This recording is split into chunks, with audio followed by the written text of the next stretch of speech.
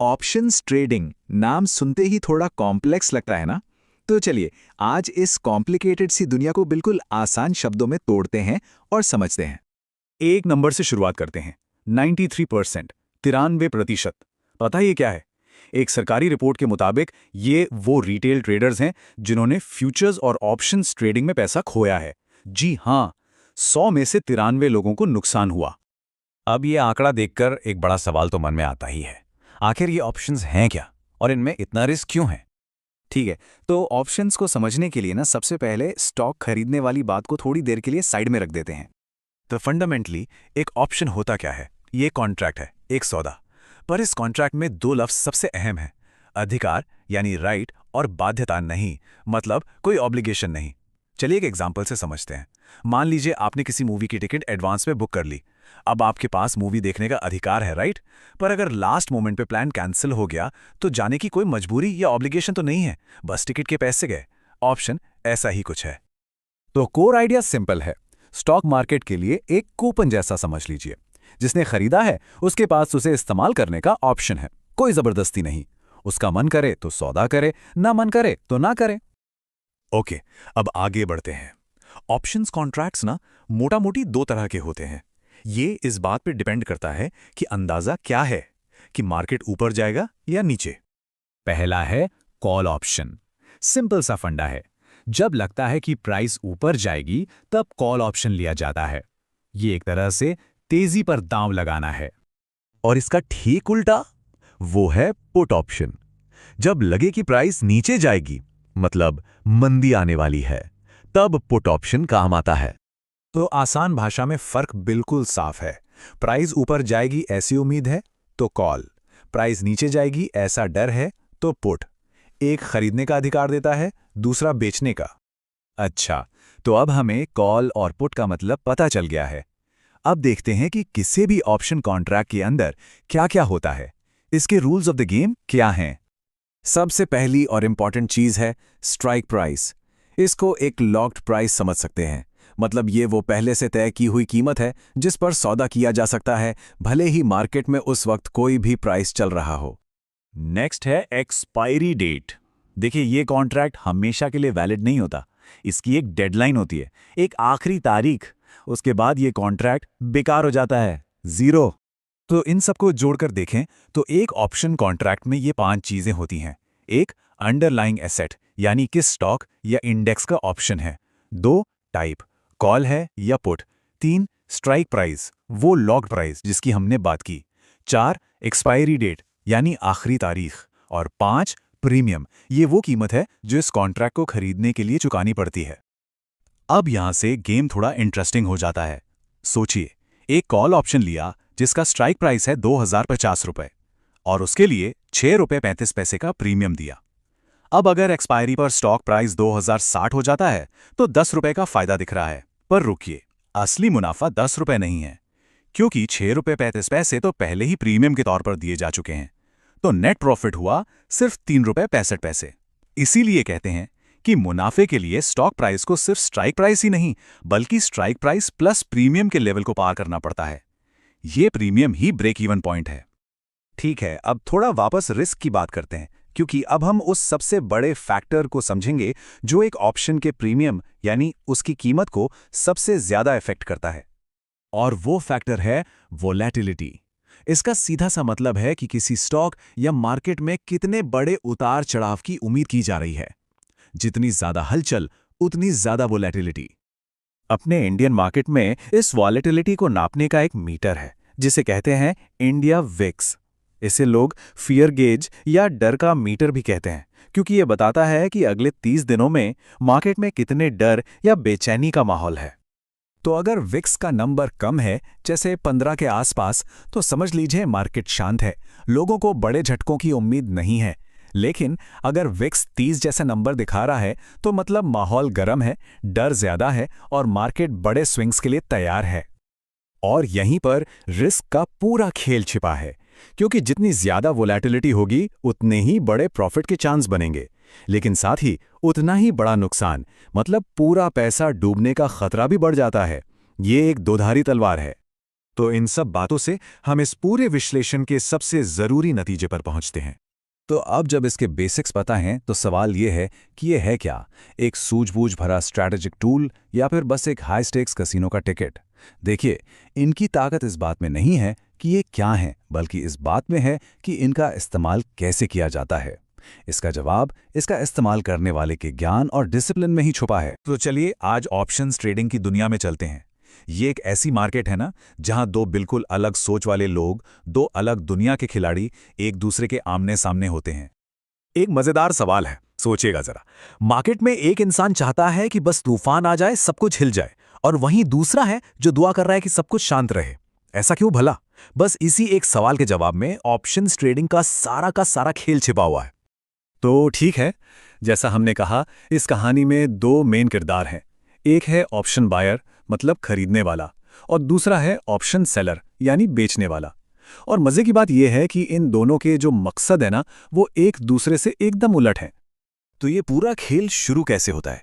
देखिए, जो बायर है उसका सपना है कि मार्केट में कोई बड़ी हलचल हो और वो उससे पैसा बना ले, और इस मौके के लिए वो एक छोटी सी फीस देता है, जिसे कहते हैं प्रीमियम। अब आते हैं सेलर पर। उसका मकसद बड़ा सिंपल है, बस उस प्रीमियम को अपनी जेब में डालना। तो ट्रेड की शुरुआत में ही एक की जेब से पैसा जाता है और दूसरे की जेब में आता है। तो सबसे पहले उस इंसान की दुनिया को समझते हैं जो एक मौके के लिए, एक चांस के लिए पैसे दे रहा है। जी हाँ, हम बात कर रहे हैं ऑप्शन बायर की। ये वो शिकारी है जो एक बड़ी चाल का पीछा कर रहा है। अब ये बात बहुत ध्यान से समझनी है। जब बायर वो प्रीमियम देता है ना, तो उससे एक अधिकार मिलता है, कोई मजबूरी या जिम्मेदारी नहीं। मतलब उसके पास एक हक है, चाहे तो खरीदे या बेचे। अगर उसे लगता है कि यार इसमें फायदा नहीं है, तो वो आराम से पीछे हट सकता है। लेकिन सेलर के पास ये ऑप्शन नहीं है। अगर बायर ने अपना हक इस्तेमाल करने का फैसला कर लिया, तो सेलर को अपना वादा निभाना ही पड़ेगा, कोई चारा नहीं है। चलिए एक असली उदाहरण से समझते हैं तो और मजा आएगा। मान लीजिए किसी बायर को लगा कि निफ्टी 22,000 के पार जाएगा। उसने इस उम्मीद पर 5,000 रुपए का एक कॉल ऑप्शन खरीद लिया। ठीक, अब मार्केट में वही हुआ जिसका उसे इंतजार था। निफ्टी में तूफान आया और वो सीधा 22,300 पहुंच गया। जानते हैं क्या हुआ? जो ऑप्शन 5,000 का था, उसकी कीमत रॉकेट की तरह बढ़ गई और बायर को सीधे सीधे 10,000 रुपए का फायदा हो गया। देखा, यही है उस बड़ी चाल का कमाल। और सच कहूं तो यही चीज ऑप्शन बायर बनने को इतना एक्साइटिंग बनाती है। सोचिए, मुनाफे की कोई लिमिट ही नहीं है, मतलब अनलिमिटेड प्रॉफिट। मार्केट जितना ऊपर भागेगा, फायदा उतना ही बढ़ता जाएगा। लेकिन नुकसान का क्या? नुकसान लिमिटेड है, वो सिर्फ उतना ही है जितना प्रीमियम दिया था। हमारे पिछले उदाहरण में सिर्फ 5,000 रुपए। मतलब पहले से पता होता है कि वर्स्ट केस में कितना जाएगा। चलिए अब सिक्के का दूसरा पहलू देखते हैं। कहानी का रुख मोड़ते हैं और चलते हैं सेलर की दुनिया में। ये वो खिलाड़ी है जिसका काम है रिस्क लेने के बदले में फीस कमाना। और जैसा मैंने कहा था, सेलर की कहानी बायर से एकदम 180 डिग्री उल्टी है। उसका जो फायदा है वो लिमिटेड है, उसे बस उतना ही मिलेगा जितना प्रीमियम उसने शुरू में लिया था, बस फुल स्टॉप। लेकिन अगर मार्केट उसकी सोच के खिलाफ चला गया तो उसका नुकसान अनलिमिटेड हो सकता है। और ये एक बहुत बहुत बड़ा रिस्क है, क्योंकि मार्केट कितना भी ऊपर या नीचे जा सकता है, कोई नहीं जानता।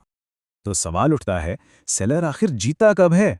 मजेदार बात यह है कि सेलर की जीत तब होती है जब मार्केट में कुछ भी नहीं होता। जी हाँ, अगर मार्केट एकदम शांत पड़ा रहे, कोई बड़ी हलचल ना हो, तो ऑप्शन बेकार होकर एक्सपायर हो जाता है और सेलर को मिला पूरा का पूरा प्रीमियम उसकी जेब में चला जाता है।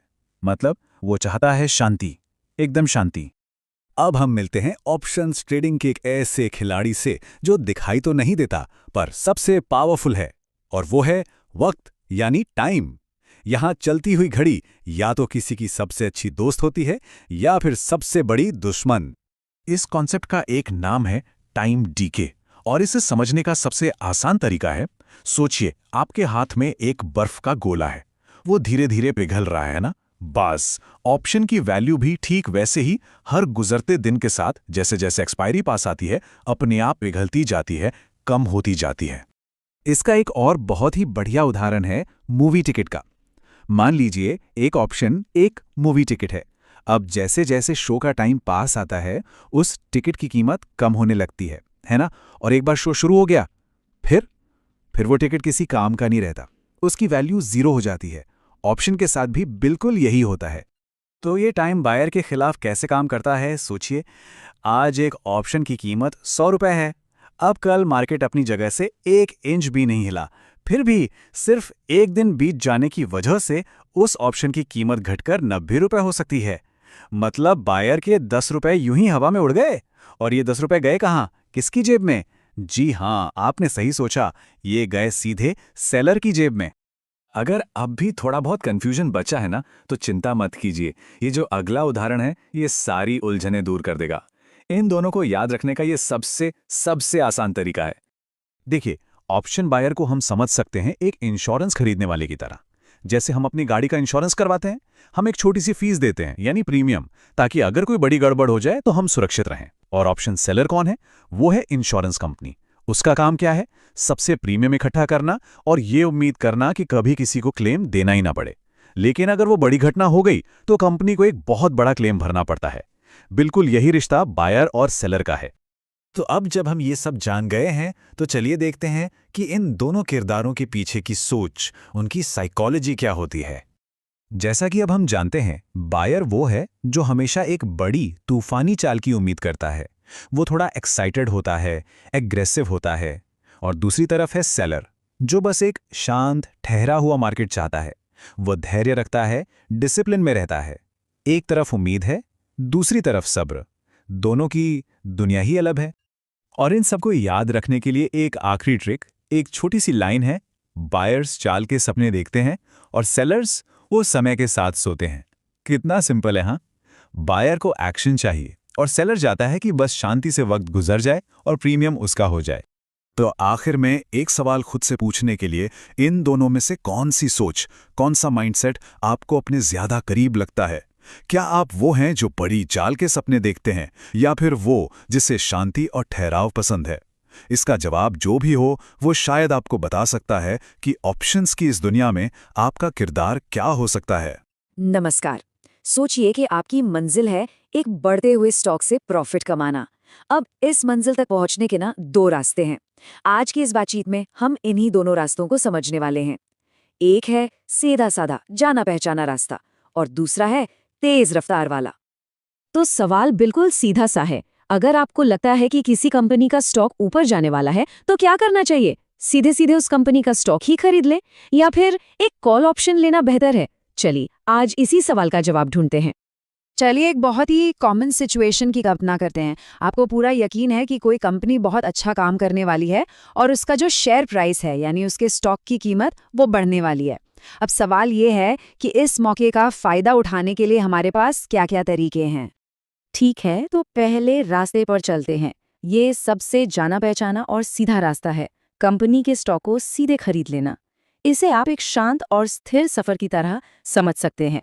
तो कोई सीधे स्टॉक क्यों खरीदे? भाई इसके कुछ बड़े सॉलिड कारण हैं। देखिए सबसे पहली बात तो ये है कि ये एक लंबा इन्वेस्टमेंट है, मतलब आप इसे सालों साल रख सकते हैं, इसकी कोई एक्सपायरी डेट नहीं होती।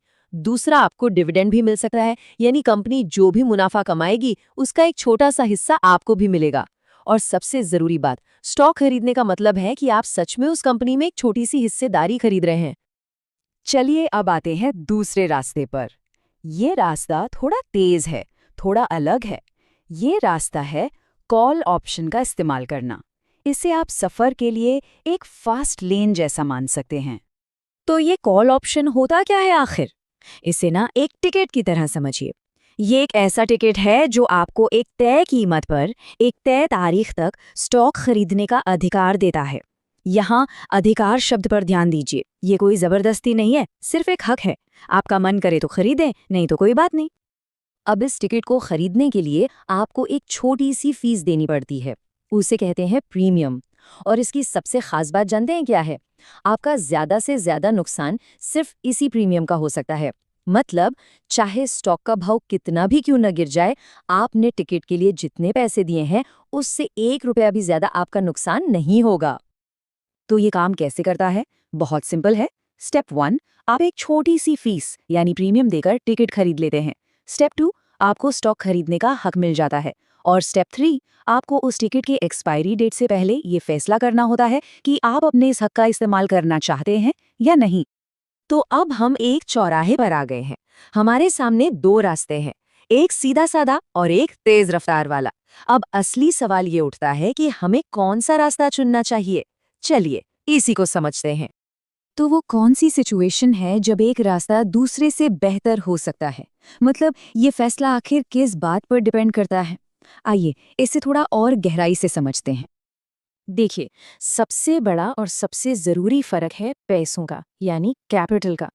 सोचिए, अगर किसी के पास सीधे सीधे 100 स्टॉक खरीदने के पैसे नहीं हैं, तो कॉल ऑप्शन एक कमाल का जरिया हो सकता है। क्यों? क्योंकि ऑप्शन का टिकट खरीदने में बहुत कम पैसे लगते हैं, जिससे कम लागत में भी बड़े मुनाफे की उम्मीद की जा सकती है। चलिए, इस टेबल से चीजें और भी साफ हो जाएंगी। मान लीजिए कैपिटल कम है, लेकिन बड़े प्रॉफिट की उम्मीद है, तो कॉल ऑप्शन सही है। अगर ये चाहते हैं कि नुकसान लिमिटेड हो और पहले से पता हो कि कितना होगा, तब भी ऑप्शन ही बेहतर है। और अगर लगता है कि स्टॉक की कीमत बहुत तेजी से और बहुत ज्यादा बढ़ने वाली है, तब भी कॉल ऑप्शन एक अच्छा दाव हो सकता है। लेकिन अगर स्टॉक को लंबे समय तक रखना है या उससे डिविडेंड कमाना है, तो भाई सीधे स्टॉक खरीदना ही सही रास्ता है। और हाँ, अगर इस बात को लेके श्योर नहीं है कि कीमत कब बढ़ेगी, तो भी स्टॉक खरीदना ज्यादा सेफ है, क्योंकि ऑप्शन की एक एक्सपायरी डेट होती है। तो इस पूरी बातचीत और इस सफर से हमें आखिर सबक क्या मिला? इसका निचोड़ क्या है? देखिए, सबसे जरूरी बात समझने वाली ये है कि इनमें से कोई एक सबसे अच्छा नहीं है। ये तो दो अलग अलग औजारों की तरह हैं, जो दो अलग अलग कामों के लिए बने हैं। एक का इस्तेमाल होता है कम समय में लिमिटेड रिस्क के साथ तेज मुनाफा कमाने के लिए, जबकि दूसरे का इस्तेमाल होता है लंबे समय में धीरे धीरे वेल्थ बनाने के लिए। आखिर में ये चुनाव हर किसी की अपनी सोच और अपनी स्ट्रैटेजी पर निर्भर करता है। तो असली सवाल ये नहीं है कि कौन सा रास्ता बेहतर है, बल्कि ये है कि सफर कैसा करना है। एक तेज छोटी दूरी का सफर या फिर एक लंबा और स्थिर सफर। आपका जवाब ही तय करेगा कि आपके लिए कौन सा रास्ता सही है। नमस्कार दोस्तों, आज हम ऑप्शंस ट्रेडिंग की दुनिया को बिल्कुल आसान तरीके से समझने वाले हैं। देखिए, मार्केट को देखने के दो अलग अलग नजरिए होते हैं। एक होता है डायरेक्शनल और दूसरा नॉन डायरेक्शनल। तो चलिए इस पूरी चीज को एकदम सिंपल बनाते हैं। अच्छा, एक सिंपल सा सवाल है। मान लीजिए एक क्रिकेट मैच हो रहा है। आप किस चीज पर शर्त लगाएंगे? इस बात पर कि कौन सी टीम जीतेगी, या इस बात पर कि मैच एकदम हाई स्कोरिंग रोमांचक होगा, या बिल्कुल ठंडा और बोरिंग सा होगा? जरा सोचिए, क्योंकि आपका जवाब ही आज के पूरे टॉपिक का राज है। तो ये जो क्रिकेट वाली शर्त है बिल्कुल यही चॉइस, यही फैसला हमें ऑप्शंस ट्रेडिंग में भी लेना पड़ता है। ये सिर्फ एक मजेदार सवाल नहीं था। असल में मार्केट को समझने की दो सबसे बुनियादी सोच, दो स्ट्रैटेजीज यहीं से शुरू होती हैं। देखिए कितना सीधा है। जब आप कहते हैं कि भाई ये टीम ही जीतेगी, तो आप एक डायरेक्शन, एक दिशा चुन रहे हैं। बस इसी को कहते हैं डायरेक्शनल स्ट्रैटेजी। लेकिन जब आप कहते हैं जीते कोई भी, मैच में या तो धूम मचेगी या बिल्कुल बोरियत होगी, तब आप गेम के मिजाज पर दाव लगा रहे हैं, ना कि नतीजे पर। और यही है नॉन डायरेक्शनल स्ट्रैटेजी। सिंपल है ना? तो चलिए पहले वाले तरीके को थोड़ा और गहराई से समझते हैं। ये बिल्कुल वैसा है जैसे आपने मैच से पहले ही मन बना लिया कि बस यही टीम जीतने वाली है। आपका व्यू एकदम क्लियर है, एक ही तरफ है।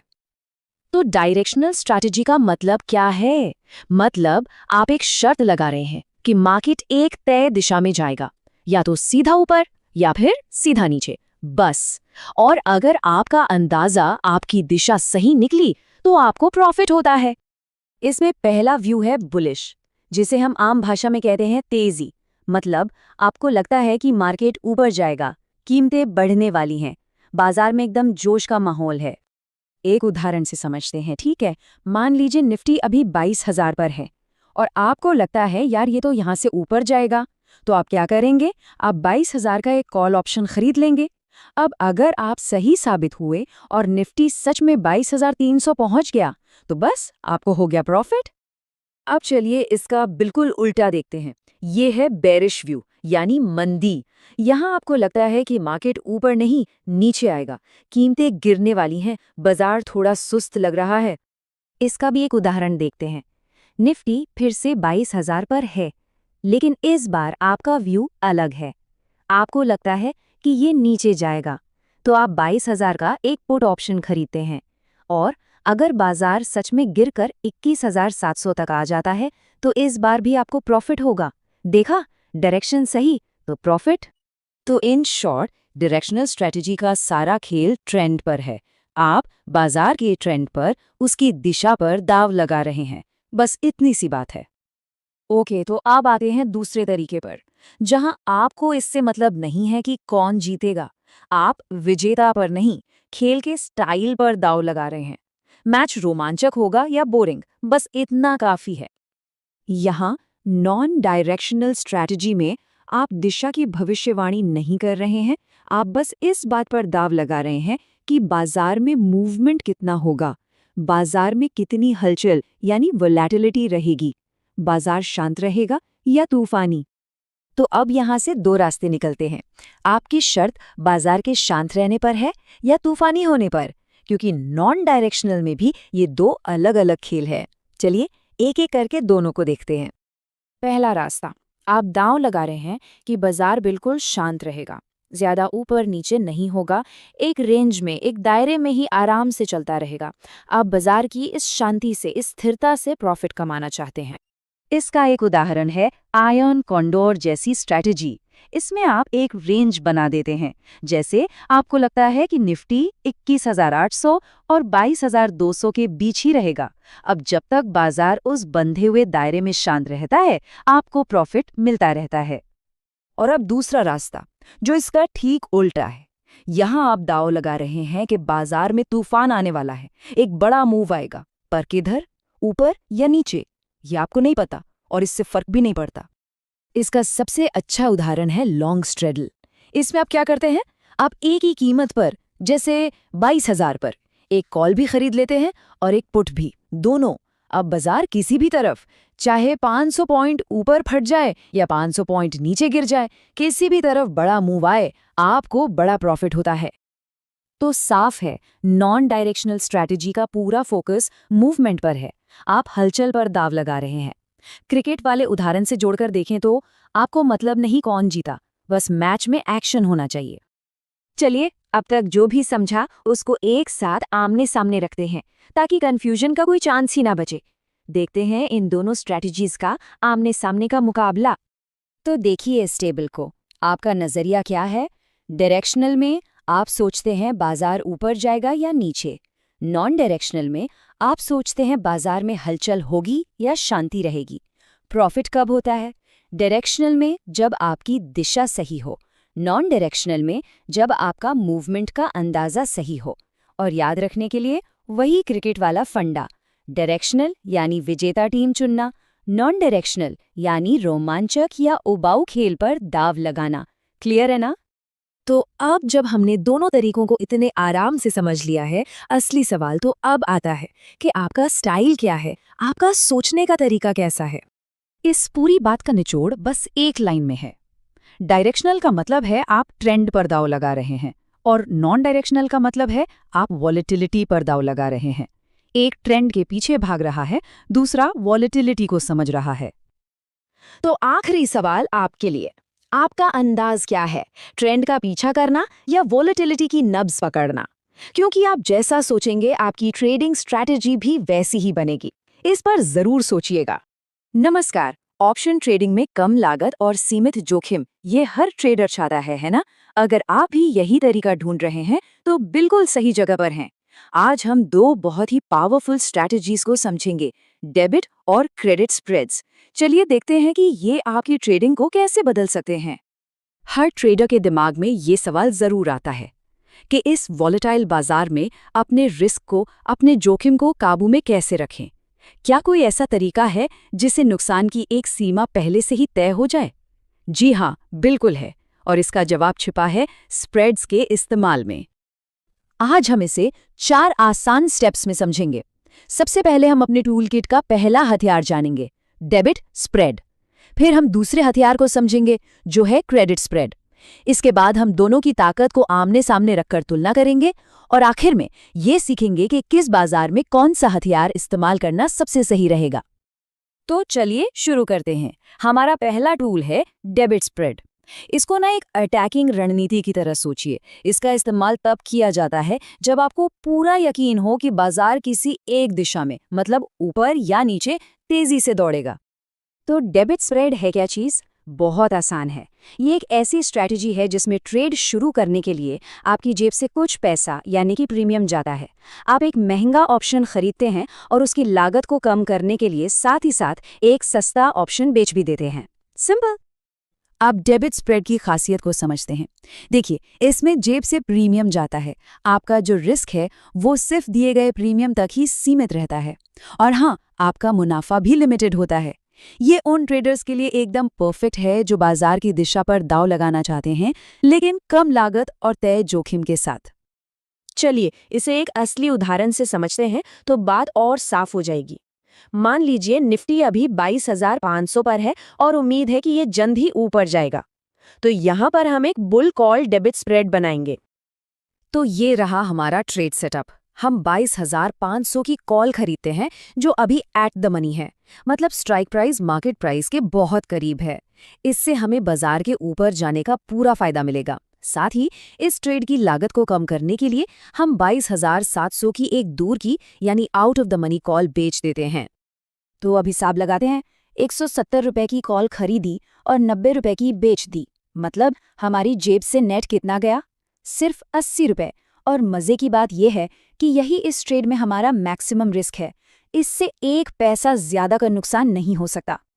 और मुनाफे का क्या? देखिए, मैक्सिमम मुनाफा होता है दोनों स्ट्राइक प्राइस का अंतर, जो कि यहाँ 200 रुपए है। इसमें से वो प्रीमियम घटा दें जो हमने दिया, यानी 80 रुपए। तो इस ट्रेड में हमारा अधिकतम लाभ 120 रुपए प्रति यूनिट बन सकता है। और सबसे जरूरी बात, अधिकतम नुकसान। इस रणनीति की सबसे बड़ी खूबसूरती यही है कि आपका नुकसान आपके दिए गए 80 रुपए के प्रीमियम से ज्यादा कभी नहीं हो सकता, चाहे बाजार कितना भी नीचे क्यों न चला जाए। आपका रिस्क पहले से ही डिफाइंड है। चलिए अब अपने दूसरे टूल पर चलते हैं, क्रेडिट स्प्रेड।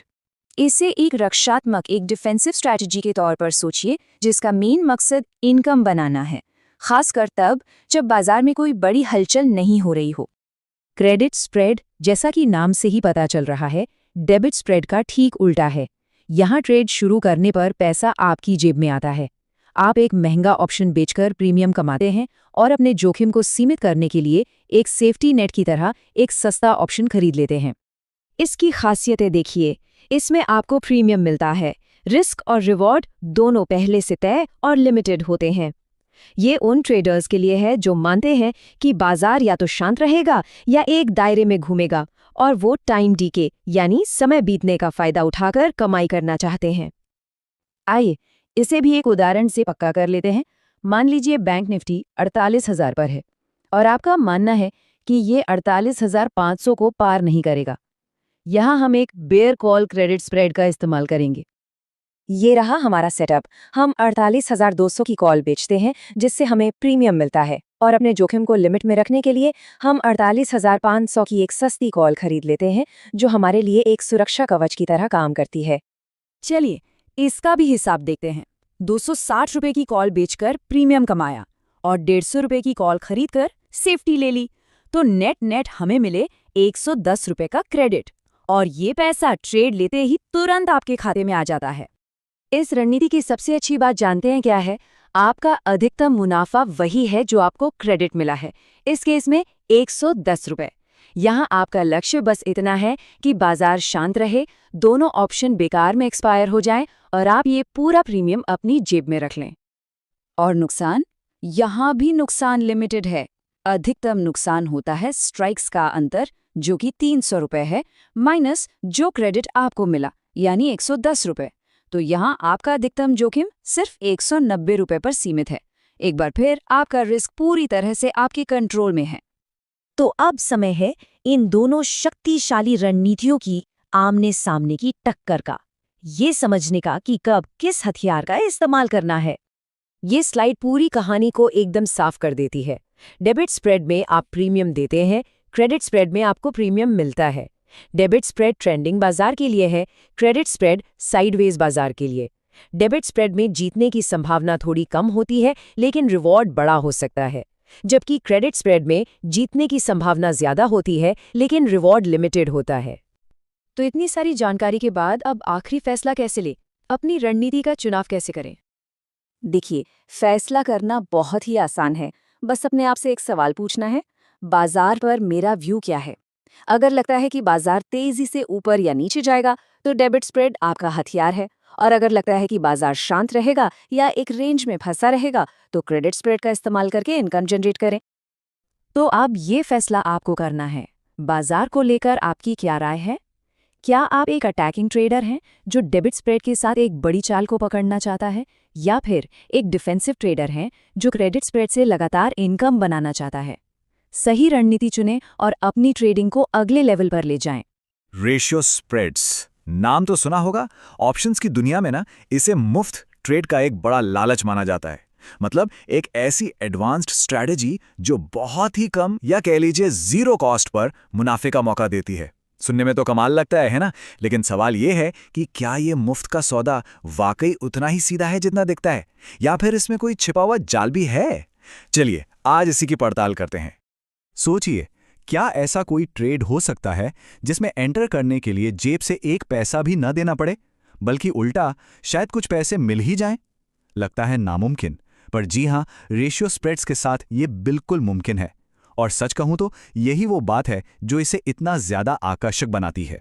तो आज हम क्या क्या समझने वाले हैं, देखिए। हम रेशियो स्प्रेड्स की पूरी कहानी को सुलझाएंगे स्टेप बाय स्टेप। सबसे पहले हम बिल्कुल बेसिक से शुरू करेंगे कि भाई ये है क्या चीज़।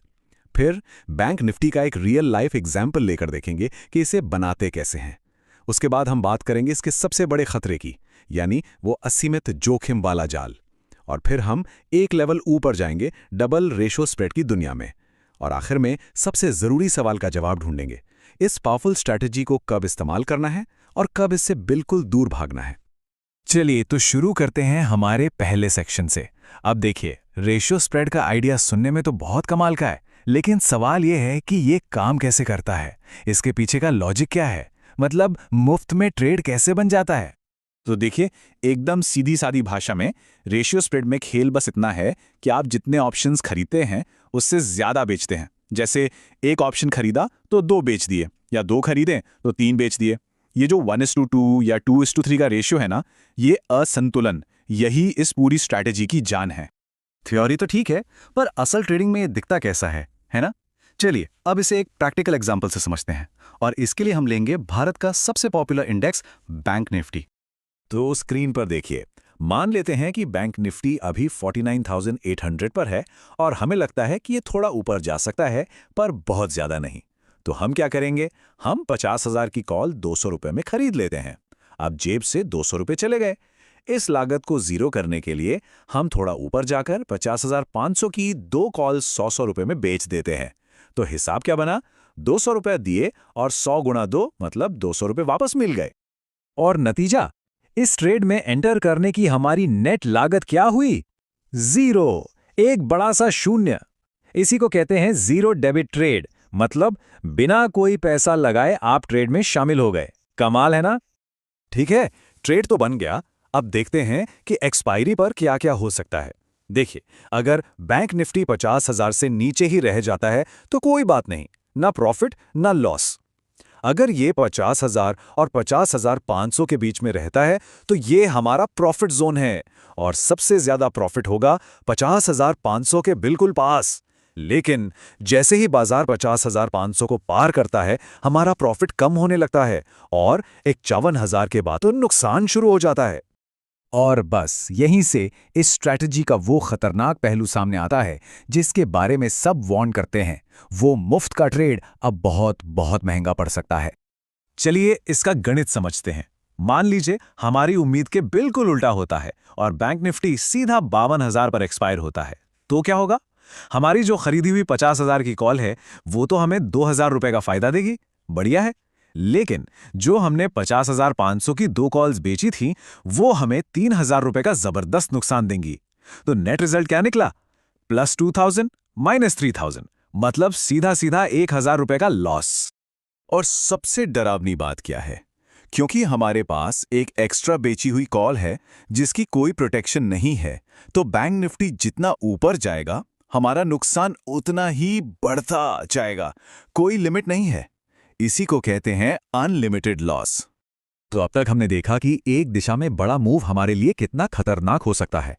लेकिन क्या हो अगर हमें लगता है कि बाजार कहीं नहीं जाएगा, मतलब एक छोटी सी रेंज में ही फंसा रहेगा? क्या हम इस स्ट्रैटेजी को उस सिचुएशन के लिए मॉडिफाई कर सकते हैं? जी हां, बिल्कुल। और यहीं पर एंट्री होती है डबल रेशियो स्प्रेड की। ये असल में कोई नई चीज नहीं है, बल्कि दो अलग अलग रेशियो स्प्रेड्स का एक कॉम्बिनेशन है। एक ऊपर की तरफ मतलब कॉल रेशियो स्प्रेड और एक नीचे की तरफ मतलब पुट रेशियो स्प्रेड। इसका एक ही मकसद है, जब बाजार कहीं ना जाए, बस एक छोटी सी रेंज में सुस्त पड़ा रहे, तब पैसा बनाना। चलिए देखते हैं इसे बनाते कैसे हैं। हम दोनों तरफ से बाजार को घेरते हैं। पहले पुट साइड पर हम 49,800 का एक पुट खरीदते हैं और 49,300 के 2 पुट बेच देते हैं। इससे हमें थोड़ा सा क्रेडिट, मान लीजिए 10 रुपए मिल जाता है। फिर बिल्कुल यही काम हम कॉल साइड पर करते हैं। 49,800 की एक कॉल खरीदते हैं और 50,300 की 2 कॉल्स बेचते हैं। यहां भी हमें 10 रुपए का क्रेडिट मिल गया। तो कुल मिलाकर हमें ट्रेड में एंटर करते ही 20 रुपए का नेट क्रेडिट मिल गया, मतलब ट्रेड शुरू करने के पैसे। तो अब ये डबल स्ट्रक्चर काम कैसे करेगा? इसका नियम बहुत सीधा है। बीच में रहोगे तो पैसा कमाओगे, किनारों पर गए तो मुश्किल में पड़ जाओगे। ये टेबल देखिए, सारी कहानी साफ हो जाएगी। अगर बैंक निफ्टी 49,300 और 50,300 की सेफ रेंज में रहता है तो हमें प्रॉफिट होता है और यही हमारा मकसद है। लेकिन अगर ये इस रेंज को किसी भी तरफ तोड़ता है, चाहे ऊपर या नीचे, तो नुकसान शुरू हो जाता है। और अगर कोई बहुत बड़ा ब्रेकआउट आ गया तो याद रखिए, दोनों तरफ अनलिमिटेड रिस्क का दरवाजा खुला हुआ है। तो अब आते हैं मिलियन डॉलर क्वेश्चन पर। इन पावरफुल लेकिन खतरनाक स्ट्रैटेजीज को आखिर इस्तेमाल कब करना चाहिए और सबसे जरूरी, कब इनसे बचना चाहिए? तो देखिए, सबसे जरूरी है सही माहौल को पहचानना। ये स्ट्रैटेजीज तब बेस्ट काम करती हैं जब बाजार एकदम शांत हो, साइडवेज चल रहा हो और इम्प्लाइड वॉलेटिलिटी यानी आईवी हाई हो। अब आईवी हाई होने का फायदा यह है कि हमें ऑप्शन बेचने पर प्रीमियम ज्यादा मिलता है, जिससे हमारा क्रेडिट बढ़ता है। लेकिन जैसा कि आप दाईं तरफ देख सकते हैं, जब बाजार में कोई तूफान आने की आशंका हो, जैसे कोई बड़ा इवेंट, बजट, इलेक्शन या आरबीआई की पॉलिसी, तब यह स्ट्रैटेजी एक टाइम बॉम्ब की तरह है। ऐसे में समझदारी इसी में है कि इनसे दूर रहा जाए। तो रेशियो स्प्रेड्स हैं तो बहुत पावरफुल, लेकिन ये एक दो-धारी तलवार की तरह हैं। एक तरफ ये जीरो कॉस्ट पर प्रॉफिट का दरवाजा खोलते हैं, तो दूसरी तरफ एक छोटी सी गलती से भारी नुकसान का गड्ढा भी खोल सकते हैं। तो अंत में ये सवाल हर ट्रेडर को अपने आप से पूछना होगा, क्या थोड़ा सा संभावित इनाम इस असीमित जोखिम को उठाने के लायक है? इसका जवाब किसी किताब में नहीं मिलेगा। ये हर किसी को अपनी रिस्क लेने की क्षमता और समझ के हिसाब से खुद ही खोजना होगा। नमस्कार, आज हम एक बहुत ही स्मार्ट ऑप्शन स्ट्रैटेजी को समझने वाले हैं, जिसका नाम है कैलेंडर स्प्रेड। ये उन खास मार्केट कंडीशंस के लिए बनी है जहां ज्यादातर स्ट्रैटेजीज काम नहीं करती। अक्सर ट्रेडर्स के सामने एक बहुत बड़ी मुश्किल आती है, वो है साइडवेज मार्केट। मतलब बाजार ना ऊपर जा रहा है ना नीचे, बस एक ही दायरे में घूम रहा है। अब ऐसे में पैसा बनाना तो बड़ा मुश्किल लगता है ना? लेकिन सोचिए, क्या हो अगर हम वक्त को ही अपने लिए काम पे लगा दें? जी हां, आज इसी का जवाब ढूंढते हैं। आज के इस विश्लेषण में हम क्या क्या कवर करेंगे। सबसे पहले जानेंगे कि कैलेंडर स्प्रेड है क्या, फिर समझेंगे टाइम डीके का वो राज जिसकी वजह से ये काम करता है। इसके बाद एक निफ्टी का लाइव जैसा उदाहरण देखेंगे कि ट्रेड सेट कैसे होता है और नतीजे क्या निकलते हैं। और आखिर में पूरी स्ट्रैटेजी का निचोड़ समझेंगे। तो चलिए शुरू करते हैं। कैलेंडर स्प्रेड्स का जो मूल मंत्र है वो बहुत ही सिंपल है। स्ट्राइक प्राइस एक ही रहेगा, लेकिन एक्सपायरी की तारीखें अलग अलग होंगी। तो कैलेंडर स्प्रेड है क्या? ये एक ऐसी ऑप्शन स्ट्रैटेजी है जिसमें हम एक ही स्ट्राइक प्राइस पर दो काम एक साथ करते हैं। हम कम समय वाली एक्सपायरी का एक ऑप्शन बेचते हैं और ज्यादा समय वाली एक्सपायरी का एक ऑप्शन खरीदते हैं, बस। इसीलिए इसे टाइम स्प्रेड भी कहते हैं। इसे बनाने का तरीका 3 आसान स्टेप्स में समझ सकते हैं। स्टेप 1, एक नज़दीकी एक्सपायरी का ऑप्शन बेचिए, जैसे वीकली ऑप्शन। स्टेप 2, दूर की एक्सपायरी का ऑप्शन खरीदिए, जैसे मंथली ऑप्शन। और स्टेप 3, जो सबसे जरूरी है, दोनों ऑप्शंस का स्ट्राइक प्राइस बिल्कुल सेम होना चाहिए। अब आता है सबसे दिलचस्प सवाल कि आखिर ये स्ट्रैटेजी काम करती कैसे है। इसका सारा राज छिपा है टाइम डीके में, जिसे हम थीटा भी कहते हैं। यही वो इंजन है जो इस पूरी गाड़ी को चलाता है। इसको समझने के लिए एक बड़ा सिंपल सा उदाहरण लेते हैं। सोचिए, हमारे पास दो मोमबत्तियां हैं, एक छोटी और एक बड़ी। कौन सी ज्यादा तेजी से पिघलेगी? जाहिर है छोटी वाली, है ना? बस ऑप्शंस का खेल भी कुछ ऐसा ही है। जो ऑप्शन अपनी एक्सपायरी के नजदीक होता है, यानी जिसकी उम्र कम बची है, उसकी वैल्यू बहुत तेजी से घटती है, और जिसकी एक्सपायरी दूर है उसकी वैल्यू घटती तो है पर धीरे धीरे। कैलेंडर स्प्रेड इसी स्पीड के फर्क का फायदा उठाता है। चलिए, बहुत हो गई थ्योरी, अब इसे एक्शन में देखते हैं। एक निफ्टी के उदाहरण से समझते हैं कि ये असल में ट्रेड कैसे किया जाता है। तो मान लेते हैं कि निफ्टी अभी 22,500 के लेवल पर ट्रेड कर रहा है और हमारा मानना है कि अगले कुछ दिनों तक ये यहीं आसपास रहने वाला है। तो इस व्यू के साथ हम 22,500 का एक कॉल कैलेंडर स्प्रेड बनाते हैं। हम क्या करेंगे? हम इसी हफ्ते की एक्सपायरी का 22,500 का कॉल ऑप्शन बेचेंगे, जिसका प्रीमियम है 110 रुपए, और साथ ही इसी महीने की एक्सपायरी का 22,500 का कॉल ऑप्शन खरीदेंगे, जिसका प्रीमियम है 210 रुपए। अच्छा, तो इस ट्रेड को करने में हमारा नेट खर्चा कितना आया? हमने 210 रुपए दिए और 110 रुपए हमारी जेब में आए। तो 210 माइनस 110 यानी हमारी जेब से कुल 100 रुपए गए। इसे ही कहते हैं नेट डेबिट। और जानते हैं इस स्ट्रैटेजी की सबसे खास बात क्या है? वो ये कि इसमें अपना मैक्सिमम रिस्क, यानी ज्यादा से ज्यादा कितना नुकसान हो सकता है, वो ट्रेड लेने से पहले ही पता होता है। इस केस में जो 100 रुपए हमारी जेब से गए हैं, बस वही हमारा मैक्सिमम रिस्क है, उससे एक पैसा ज्यादा नहीं। चलिए, ट्रेड तो हमने बना लिया। अब देखते हैं कि जब हमारे बेचे हुए वीकली ऑप्शन की एक्सपायरी का दिन आएगा तो क्या क्या हो सकता है। सिनेरियो नंबर 1, जो कि बेस्ट केस है। मान लीजिए निफ्टी ठीक 22,500 पर ही एक्सपायर हो जाता है। ऐसे में क्या होगा? हमारा बेचा हुआ वीकली ऑप्शन 0 हो जाएगा और पूरे 110 रुपए प्रीमियम हमारी जेब में।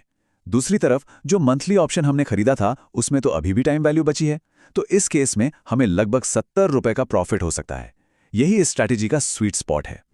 अब देखते हैं सिनारियो नंबर 2। मान लीजिए निफ्टी थोड़ा गिरकर 22,200 पर बंद होता है। यहां भी हमारा बेचा हुआ ऑप्शन तो 0 हो जाएगा।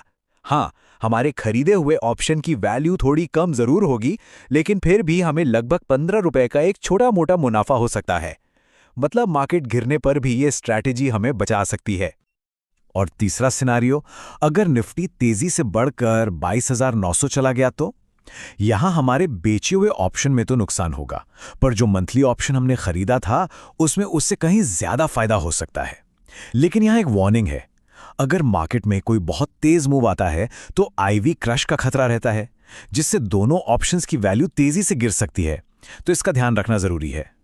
तो हमने स्ट्रैटेजी और उसके अलग अलग सिनारियो समझ लिए। अब फटाफट से इसकी खास बातों को समेटते हैं और देखते हैं कि हमें क्या याद रखना है। तो ये स्ट्रैटेजी कब इस्तेमाल करनी चाहिए? देखिए, कैलेंडर स्प्रेड के लिए सबसे बेस्ट है साइडवेज मार्केट।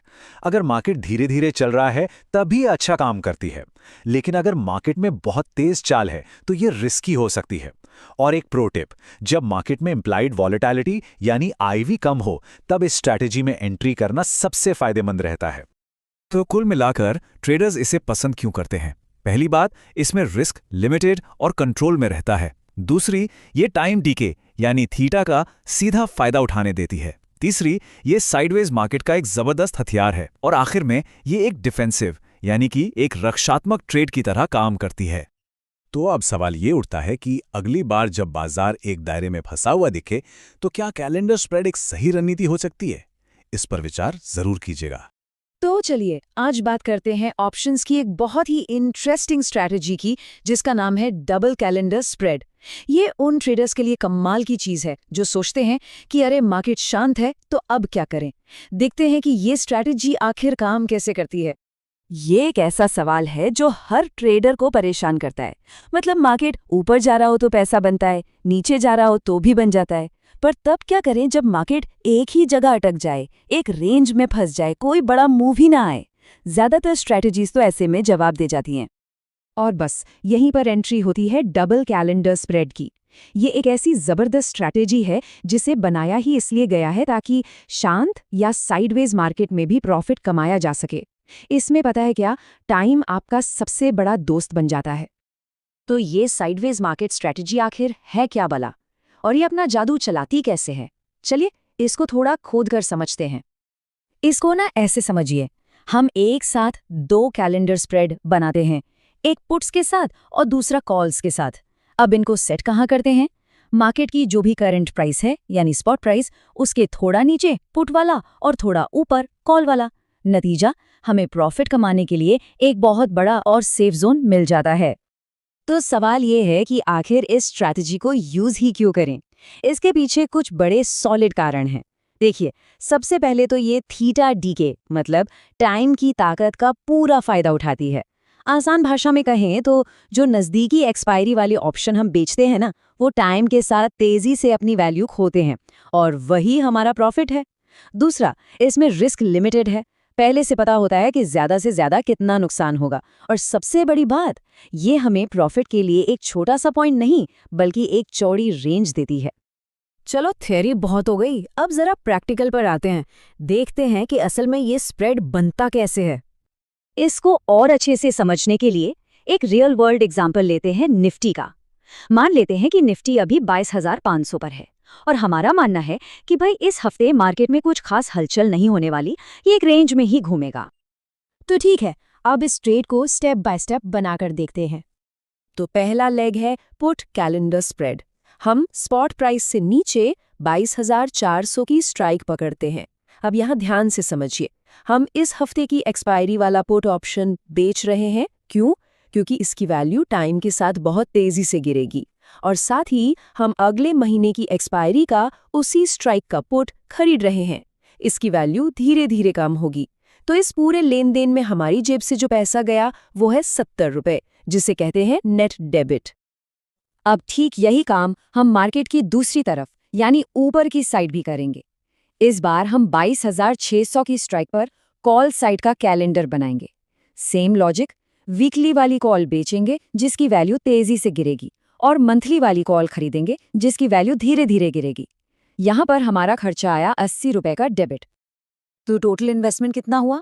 70 रुपए पुट साइड के और 80 रुपए कॉल साइड के, यानी कुल मिला के 150 पॉइंट्स। अब निफ्टी का लॉट साइज है 25 का, तो इस हिसाब से ट्रेड को सेट करने का टोटल खर्चा आया 3,750 रुपए। और ये सबसे जरूरी बात है, यही हमारा मैक्सिमम रिस्क है। इससे 1 रुपए भी ज्यादा का लॉस नहीं हो सकता, चाहे मार्केट कहीं भी चला जाए। ऑलराइट, तो ट्रेड तो हमने सेट कर दिया। अब असली सवाल, एक्सपायरी पर अलग अलग सिचुएशन में क्या होगा, कितना प्रॉफिट या कितना लॉस, चलिए देखते हैं। सबसे बेस्ट केस सिनारियो क्या है? जब निफ्टी हमारी दोनों स्ट्राइक्स के बिल्कुल बीचों बीच मतलब 22,450 से 22,550 की रेंज में कहीं एक्सपायर हो जाए।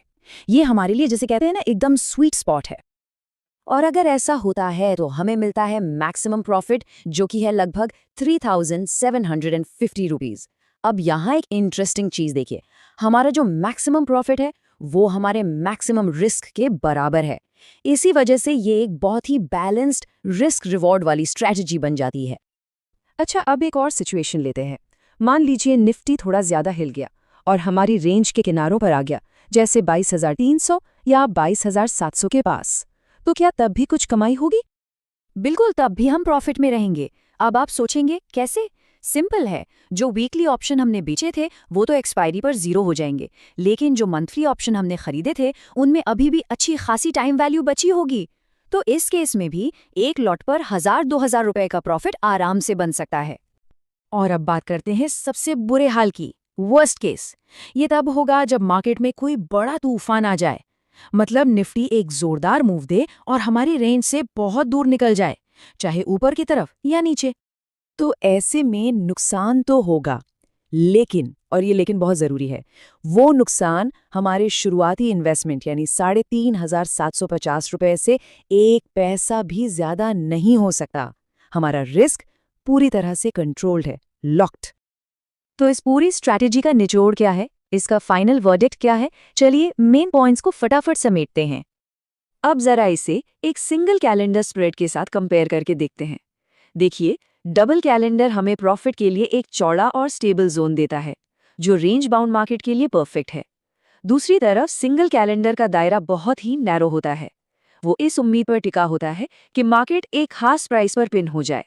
साफ है, डबल कैलेंडर ज्यादा फ्लेक्सिबल और सेफ है। तो इस पूरी बातचीत का सबसे बड़ा टेक अवे क्या है? यही कि जब मार्केट आपको दिशाहीन लगे तो निराश होने की जरूरत नहीं है, तब भी पैसा कमाने के रास्ते हैं। तो अगली बार जब चार्ट्स पर नजर डालें और मार्केट एक रेंज में फंसा हुआ दिखे तो एक सवाल जरूर पूछिएगा, क्या ये डबल कैलेंडर स्प्रेड को आजमाने का सही टाइम है? सोचने के लिए एक बढ़िया सवाल है ना? नमस्कार। आज हम एक ऐसी फाइनेंशियल स्ट्रैटेजी के बारे में बात करने वाले हैं जिसे समझना, पता है कैसा है? बिल्कुल किसी मजेदार पहेली को सुलझाने जैसा। नाम है इसका लॉन्ग कॉल। तो चलिए इस खेल को समझना शुरू करते हैं। अच्छा, एक सवाल है, क्या वाकई कोई ऐसा तरीका हो सकता है जिससे बाजार की एक बड़ी उछाल का फायदा उठाया जा सके, वो भी बस थोड़े से पैसों से? ज्यादातर लोगों को तो यही लगता है कि ये मुमकिन नहीं है, पर आज हम इसी सवाल का जवाब ढूंढने निकले हैं। और पता है जवाब क्या है? हाँ, ऐसा एक तरीका है। अब ये जो नाम है लॉन्ग कॉल, सुनने में भले ही थोड़ा मुश्किल लगे, पर असल में ये एक बहुत ही सीधी साधी शर्त की तरह है। चलिए इसे खेल से समझते हैं तो सब एकदम क्लियर हो जाएगा। चलिए ऐसा सोचते हैं कि इंडिया का वर्ल्ड कप फाइनल मैच है और हमने एक टिकट खरीद लिया। टिकट के लिए एक छोटी सी रकम दी। अब सोचिए, अगर इंडिया मैच जीत जाए तो वो जो खुशी होगी, वो जश्न, उसकी कीमत उस टिकट से कहीं कहीं ज्यादा होगी। लेकिन अगर किस्मत खराब रही और मान लो बारिश की वजह से मैच ही कैंसिल हो गया, तो हमारा नुकसान कितना हुआ? सिर्फ टिकट के पैसों का, उससे 1 रुपया भी ज्यादा नहीं। बस यही एक आइडिया है जिस पर ये पूरी स्ट्रैटेजी बनी है। तो अब ये जो क्रिकेट टिकट वाला आइडिया है ना, इसे पकड़ के रखते हैं और इसे असली शेयर बाजार की दुनिया से जोड़ते हैं, जहां इसी चीज को कहते हैं लॉन्ग कॉल। यहाँ पे देखिए, चीजें एकदम साफ हो जाती हैं। हमारे उदाहरण का जो रोमांचक क्रिकेट मैच था, वो शेयर बाजार में समझ लीजिए निफ्टी इंडेक्स है। टिकट की जो छोटी सी कीमत थी, उसे यहाँ की भाषा में कहते हैं प्रीमियम। और हमारी टीम का जीतना, वो है निफ्टी का ऊपर जाना। तो जब कोई लॉन्ग कॉल खरीदता है तो वो असल में इसी उम्मीद के साथ एक टिकट खरीद रहा है कि बाजार ऊपर की ओर एक जोरदार छक्का मारने वाला है। सिर्फ बातों से क्या होगा? चलिए अब इस टिकट वाले खेल में असली नंबर डालकर देखते हैं। निफ्टी इंडेक्स का एक असली उदाहरण लेते हैं, जिससे सारा हिसाब किताब शीशे की तरह साफ हो जाएगा। ठीक है, तो मान लेते हैं कि निफ्टी अभी 22,300 पर चल रहा है। हमने इसी दाम पर सौदा करने का फैसला किया, जिसे कहते हैं स्ट्राइक प्राइस। और इस सौदे में एंट्री लेने के लिए हमने एक छोटा सा प्रीमियम दिया, यानी हमारे टिकट का दाम जो है सिर्फ 70 रुपए। अब आता है एक बहुत ही अहम मोड़, इसे कहते हैं ब्रेक इवन पॉइंट। ये वो जादुई नंबर है जहां पहुंचकर हमारे टिकट के पैसे वसूल हो जाते हैं। मतलब इस पॉइंट पर ना कोई फायदा होता है, ना कोई नुकसान। यहां से आगे का सफर ही असल मुनाफे का सफर है। और इस जादुई नंबर तक पहुंचना बहुत ही आसान है। बस अपने तय दाम यानी स्ट्राइक प्राइस में अपने टिकट का दाम यानी प्रीमियम जोड़ दीजिए। तो 22,300 जमा 70, हमारा ब्रेक इवन पॉइंट हुआ 22,370। याद रखिए, असली मजा तब शुरू होगा जब निफ्टी इस लेवल को पार करेगा। तो अब हमने अपनी शर्त लगा दी है। चलिए देखते हैं कि अलग अलग सिचुएशन में क्या हो सकता है। क्या होगा अगर निफ्टी ऊपर जाए, नीचे जाए या अपनी जगह पर ही खड़ा रह जाए? हमारा फायदा और नुकसान कैसे दिखेगा? पहला सीन, निफ्टी जहां था वहीं का वहीं रह गया, 22,300 पर। इस हालत में क्या हुआ? हमारा ज्यादा से ज्यादा नुकसान हुआ। कितना? सिर्फ हमारे प्रीमियम जितना, यानी बस 70 रुपए। बिल्कुल वैसे ही जैसे मैच रद्द होने पर सिर्फ टिकट के पैसे गए थे। हमारा रिस्क यहीं पर खत्म। इससे ज्यादा नुकसान हो ही नहीं सकता। अब आता है सबसे मजेदार हिस्सा। मान लीजिए कि बाजार में तेजी की एक लहर आई और निफ्टी उड़कर 22,700 पर पहुंच गया, तो हमारा मुनाफा होगा पूरे 330 रुपए का। लगाए थे सिर्फ 70 और कमाया उससे लगभग 5 गुना। यही है स्ट्रैटेजी की असली ताकत, छोटा रिस्क और बड़े प्रॉफिट की उम्मीद। और ये टेबल पूरी कहानी को एक नज़र में दिखाती है। ध्यान से देखिए, जब तक निफ्टी 22,370 के नीचे है, हमारा नुकसान 70 रुपए पर ही रुका हुआ है। जैसे ही हम 22,370 पर पहुंचे, हम आ गए ब्रेक इवन पर, यानी नो प्रॉफिट नो लॉस। और उसके बाद निफ्टी जितना ऊपर जाएगा, हमारा मुनाफा उतनी ही तेजी से बढ़ता चला जाएगा। चलिए अब इस पूरी बातचीत का सार निकालते हैं। अगर इस स्ट्रैटेजी से सिर्फ कुछ बातें याद रखनी हो तो वो क्या होंगी? ये है इस खेल के सुनहरे नियम। पहला, इसका इस्तेमाल तब करना चाहिए जब पक्का यकीन हो कि बाजार में जोरदार तेजी आने वाली है। दूसरा, नुकसान हमेशा हर हाल में दिए हुए प्रीमियम तक ही सीमित रहेगा। तीसरा, मुनाफे की कोई ऊपरी सीमा नहीं है, ये आसमान तक जा सकता है। और चौथा, ब्रेक इवन का फॉर्मूला हमेशा एक ही रहेगा, स्ट्राइक प्राइस प्लस प्रीमियम। तो अब जब ये मज़ेदार और ताकतवर तरीका समझ आ गया है, तो असली सवाल ये है कि ये दांव कब खेलना चाहिए। बाजार में ऐसे कौन से मौके होते हैं जब लगता है कि एक बड़ी छलांग लगने ही वाली है? जरा इस पर सोचिएगा। आज हम एक बहुत ही दिलचस्प स्ट्रैटेजी के बारे में बात करने वाले हैं, जिसका नाम है लॉन्ग पुट। ये एक ऐसा तरीका है जिसका इस्तेमाल तब किया जाता है जब लगता है कि अरे मार्केट अब नीचे जाने वाला है। तो एक सवाल दिमाग में आता है, क्या ऐसा हो सकता है कि जब मार्केट गिर रहा हो, सब लोग बेच रहे हों, तब भी पैसा कमाया जा सके? सुनने में थोड़ा अजीब लगता है ना, पर इसका जवाब है हाँ, बिल्कुल। और आज हम यही समझने वाले हैं कि ये कैसे होता है। देखिए, इसे समझने का सबसे आसान तरीका है एक कहानी के जरिए। तो चलिए, एक इन्वेस्टर की जगह खुद को रखकर इस पूरी स्ट्रैटेजी को स्टेप बाय स्टेप समझते हैं। तो हमारी कहानी की शुरुआत होती है अभी से। मान लेते हैं कि निफ्टी, जो कि भारत की टॉप 50 कंपनियों का एक तरह का स्कोरबोर्ड है, वो इस वक्त 22,300 के लेवल पर है। अब हमारे कहानी के हीरो यानी कि हमारे इन्वेस्टर को कुछ खबरों और अपनी समझ से ये लगता है कि मार्केट में जल्द ही एक गिरावट आ सकती है। तो इस गिरावट से फायदा उठाने के लिए वो एक पुट ऑप्शन खरीदने का फैसला करता है। अब आप सोच रहे होंगे, ये पुट ऑप्शन क्या बला है? सिंपल भाषा में समझिए, ये एक स्पेशल टिकट जैसा है। ये टिकट आपको कोई चीज़ एक पहले से तय दाम पर बेचने का हक देता है, लेकिन ये आपको बेचने के लिए मजबूर नहीं करता। अगर आपको फायदा नहीं हो रहा तो आप बस अपना टिकट छोड़ सकते हैं, कोई टेंशन नहीं। तो हमारे इन्वेस्टर ने 22,300 का स्ट्राइक प्राइस चुना। इसका मतलब है कि वो निफ्टी को 22,300 के दाम पर बेचने का अधिकार खरीद रहा है। अच्छा, अब ये जो स्पेशल टिकट है, यानी बेचने का अधिकार, ये फ्री में तो मिलेगा नहीं। इसके लिए इन्वेस्टर को एक छोटी सी फीस देनी पड़ी, जिसे हम कहते हैं प्रीमियम। और इस कहानी में वो फीस है सिर्फ 60 रुपये। मजे की बात यह है कि इस पूरे खेल में उनका ज्यादा से ज्यादा रिस्क बस यही 60 रुपये हैं। तो ठीक है, इन्वेस्टर ने 60 रुपये लगा दिए हैं। अब देखते हैं कि बाजार के अलग अलग मूड में क्या होता है। चलिए, अब असली मजा तो अब है।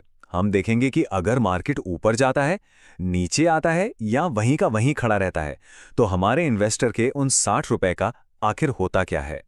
आइए इस टेबल को ध्यान से देखते हैं। पहला सीन, मार्केट हमारे अंदाजे के उल्टा चला गया और 22,500 पर पहुंच गया। तो क्या हुआ? हमें सिर्फ 60 रुपये का नुकसान हुआ, बस उतना ही जितना हमने प्रीमियम दिया था। दूसरा सीन, मार्केट कहीं नहीं गया, 22,300 पर ही टिका रहा। नतीजा फिर से वही, सिर्फ 60 रुपये का नुकसान। अब आता है 22,240 का लेवल। ये है हमारा मैजिक नंबर। यहां ना कोई प्रॉफिट ना कोई लॉस, लेकिन जैसे ही मार्केट इससे नीचे फिसला, खेल शुरू। 22,100 पर आते ही सीधा 140 रुपये का नेट प्रॉफिट। और सोचिए, अगर मार्केट और गिरा 21,900 तक, तो प्रॉफिट बढ़कर हो गया पूरे 340 रुपये। तो यहां सबसे कमाल की बात क्या है? अगर अंदाजा गलत भी हो गया तो मैक्सिमम नुकसान सिर्फ उन 60 रुपयों का है जो हमने शुरू में दिए थे। लेकिन अगर अंदाजा सही निकला और मार्केट गिरा, तो मुनाफा कई गुना हो सकता है, जैसा हमने 340 रुपये के प्रॉफिट में देखा। रिस्क छोटा, रिवॉर्ड बड़ा। तो अब तक हमने ये तो देख लिया कि ये काम कैसे करता है। चलिए अब फटाफट इसके कुछ बहुत जरूरी नियम भी जान लेते हैं। सबसे पहला और जरूरी नियम है ब्रेक इवन पॉइंट। ये वो लेवल है, वो जादुई नंबर है जहां हमारा सारा खर्चा निकल जाता है और हम नो प्रॉफिट नो लॉस पर आ जाते हैं। और इसे कैलकुलेट करना तो बच्चों का खेल है। बस जो स्ट्राइक प्राइस चुना था, उसमें से जो प्रीमियम दिया है उसे घटा दीजिए। तो हमारी कहानी में स्ट्राइक प्राइस था 22,300 और प्रीमियम था 60 रुपये। तो 22,300 में से 60 गए, बचे 22,240। बस यही है हमारा ब्रेक इवन पॉइंट। जैसे ही निफ्टी इससे एक भी पॉइंट नीचे जाएगा, इन्वेस्टर का मुनाफा बनना शुरू। अब आता है दूसरा नियम, जो शायद सबसे जरूरी है, मैक्सिमम लॉस। मतलब अगर किस्मत खराब हुई और मार्केट हमारी सोच के बिल्कुल उल्टा चला गया, तो हमें ज्यादा से ज्यादा कितना नुकसान झेलना पड़ेगा। और इस स्ट्रैटेजी की सबसे बड़ी खूबसूरती यही है, हमारा नुकसान पहले से ही तय है। हमने शुरू में जितना प्रीमियम दिया था, यानी 60 रुपए, बस उससे 1 पैसा भी ज्यादा का नुकसान हमें हो ही नहीं सकता। चलिए, नुकसान की बात तो हो गई। अब बात करते हैं मुनाफे की। इसमें हम ज्यादा से ज्यादा कितना कमा सकते हैं? तो सुनिए, यहां मुनाफे की कोई लिमिट ही नहीं है। निफ्टी जितना ज्यादा नीचे गिरता जाएगा, हमारा मुनाफा उतना ही बढ़ता जाएगा। वैसे तो ये मुमकिन नहीं, पर थियरी के हिसाब से अगर निफ्टी 0 हो जाए तो प्रॉफिट बहुत ही बड़ा हो सकता है। चलिए, तो इस पूरी कहानी का सार क्या है? फटाफट से सारी जरूरी बातें एक बार दोहरा लेते हैं। बस ये 4 बातें याद रखनी हैं। पहली, ये स्ट्रैटेजी तब काम आती है जब मार्केट में तेज गिरावट की उम्मीद हो। दूसरी, रिस्क लिमिटेड है, सिर्फ प्रीमियम जितना। तीसरी, प्रॉफिट की कोई लिमिट नहीं, मार्केट जितना गिरेगा प्रॉफिट उतना बढ़ेगा।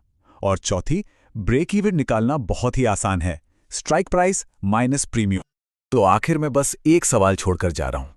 अब जब हम ये सब समझ चुके हैं तो ये सोचिए कि आखिर ये स्ट्रैटेजी मार्केट के किस खास सिचुएशन के लिए एकदम परफेक्ट है। इसका जवाब ही इस पूरी बातचीत का निचोड़ है। नमस्कार। कभी सोचा है कि खरीदे हुए शेयर्स सिर्फ पड़े रहने के बजाय हर महीने कुछ कमा कर दे? जी हां, आज हम स्टॉक मार्केट की एक ऐसी ही दिलचस्प स्ट्रैटेजी को समझने वाले हैं जिससे पोर्टफोलियो में एक एक्स्ट्रा इनकम का जरिया बन सकता है। देखिए, ये तो हम सब जानते हैं कि एक मकान मालिक अपने घर से किराया कमाता है ना? पर क्या ठीक उसी तरह कोई अपने शेयर्स से भी किराया कमा सकता है? सुनने में थोड़ा अजीब लगता है, पर आज हम इसी कमाल के आइडिया की तह तक जाएंगे। तो इस पूरे कॉन्सेप्ट को समझने के लिए हम 4 आसान स्टेप्स में आगे बढ़ेंगे। सबसे पहले हम ये जानेंगे कि ये किराए वाला आइडिया है क्या। फिर एक असली उदाहरण देखेंगे ताकि बात और साफ हो जाए। इसके बाद हम ये देखेंगे कि अलग-अलग सिचुएशंस में क्या नतीजे हो सकते हैं। और आखिर में ये फैसला करेंगे कि ये स्ट्रैटेजी किसके लिए सबसे ज्यादा फायदेमंद है। चलिए शुरू करते हैं। तो चलिए सबसे पहले ये समझते हैं कि आखिर ये शेयरों से किराया कमाने का तरीका काम कैसे करता है। देखिए, इसे समझने का सबसे आसान तरीका है हमारा घर वाला एग्जाम्पल। मान लीजिए किसी के पास जो शेयर्स हैं वो उसका घर है, और जब हम कहते हैं कॉल ऑप्शन बेचना, तो इसका मतलब बस इतना है कि उस घर की छत 1 महीने के लिए किसी को इस्तेमाल करने दी जा रही है और इसके बदले में मिलता है किराया। तो ये पूरा प्रोसेस 3 सिंपल स्टेप्स में होता है। पहला, किसी के पास शेयर्स होने चाहिए, यानी अपना घर होना चाहिए। दूसरा, वो एक कॉल ऑप्शन बेचता है, यानी छत किराए पर देता है। और तीसरा, उसे तुरंत प्रीमियम मिल जाता है, यानी महीने की शुरुआत में ही किराए के पैसे जेब में आ गए। अच्छा, थ्योरी तो ठीक है, लेकिन असली मजा तो तब है जब इसको एक्शन में देखा जाए। तो चलिए इस किराए वाले प्लान को रिलायंस जैसे एक जाने माने स्टॉक पर लगाकर देखते हैं, ताकि सब कुछ शीशे की तरह साफ हो जाए।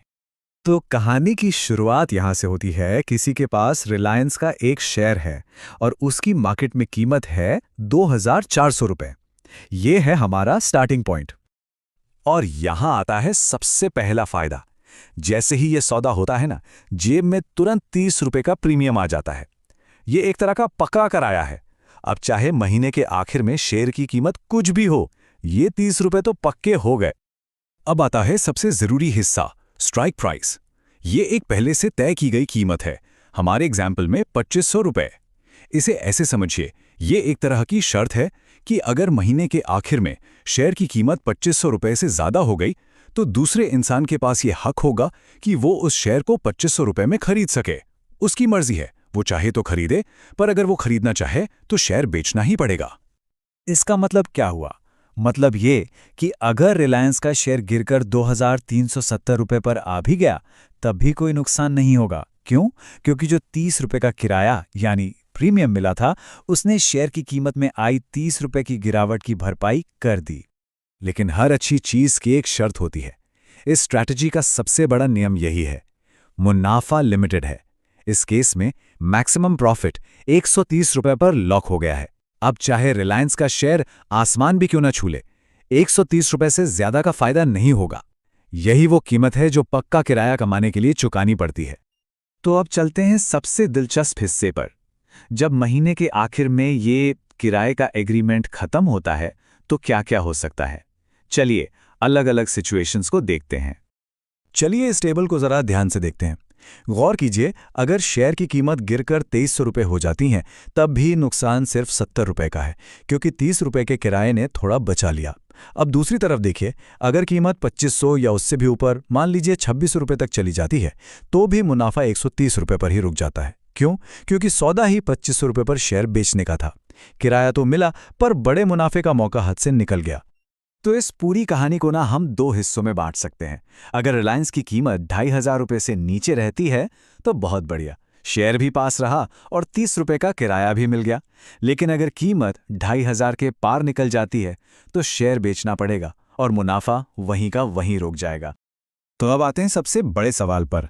ये सब समझने के बाद क्या ये किराए वाली स्ट्रैटेजी हर किसी के लिए है? चलिए इसका सार निकालते हैं। तो निचोड़ क्या है? देखिए, ये स्ट्रैटेजी एक कमाल का टूल हो सकती है अगर किसी को लगता है कि कोई स्टॉक शांत रहेगा या थोड़ा बहुत ही बढ़ेगा। ये बिल्कुल अपने पड़े हुए शेयरों से किराया कमाने जैसा है। लेकिन एक बात गांठ बांध लेनी चाहिए, अगर वो शेयर रॉकेट बन गया तो उस बड़ी उड़ान का मौका हाथ से निकल जाएगा। हाँ, अगर शेयर थोड़ा फिसलता है तो वो कमाया हुआ किराया एक सेफ्टी कुशन का काम जरूर करेगा। और ये लाइन इस पूरी स्ट्रैटेजी का सार है, उसका दिल है। ये कोई जैकपॉट लगाने वाली स्कीम नहीं है।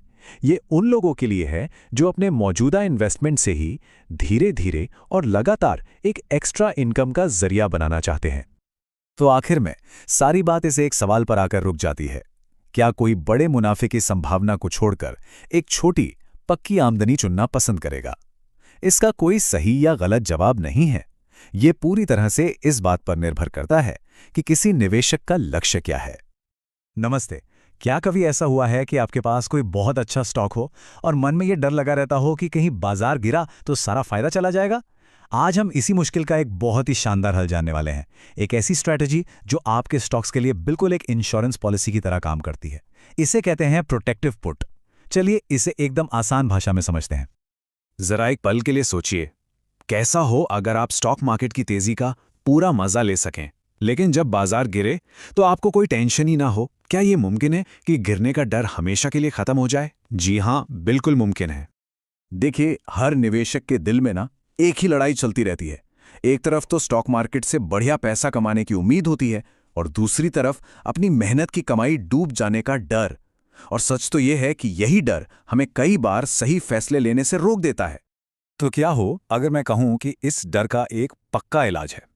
जी हां, एक तरह का बीमा, खास आपके स्टॉक्स के लिए। और इसी कमाल की स्ट्रैटेजी का नाम है प्रोटेक्टिव पुट। यह आपके इन्वेस्टमेंट के लिए एक सुरक्षा कवच की तरह है। तो ये प्रोटेक्टिव पुट आखिर है क्या भला? इसे समझने का सबसे आसान तरीका है इंश्योरेंस। जैसे आप अपनी गाड़ी या हेल्थ का बीमा करवाते हैं, वैसे ही आप अपने स्टॉक्स का भी बीमा करवा सकते हैं। ये एक ऐसा तरीका है जो आपके स्टॉक्स को एक बड़ी गिरावट से बचाता है। और मजे की बात यह है कि अगर स्टॉक का दाम बढ़ता है तो उसका पूरा का पूरा फायदा भी आपको ही मिलता है। सुनने में तो ये बहुत ही शानदार लग रहा है ना? चलिए अब फटाफट समझते हैं कि ये इंश्योरेंस पॉलिसी असल में काम कैसे करती है। और यकीन मानिए, ये बहुत ही ज्यादा आसान है। इसके बस 3 छोटे-छोटे स्टेप्स हैं। स्टेप नंबर 1, आपके पास पहले से वो स्टॉक होना चाहिए जिसे आप बचाना चाहते हैं।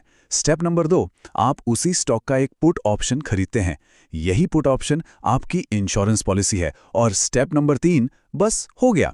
अब आपका ज्यादा से ज्यादा कितना नुकसान हो सकता है वो तय हो चुका है।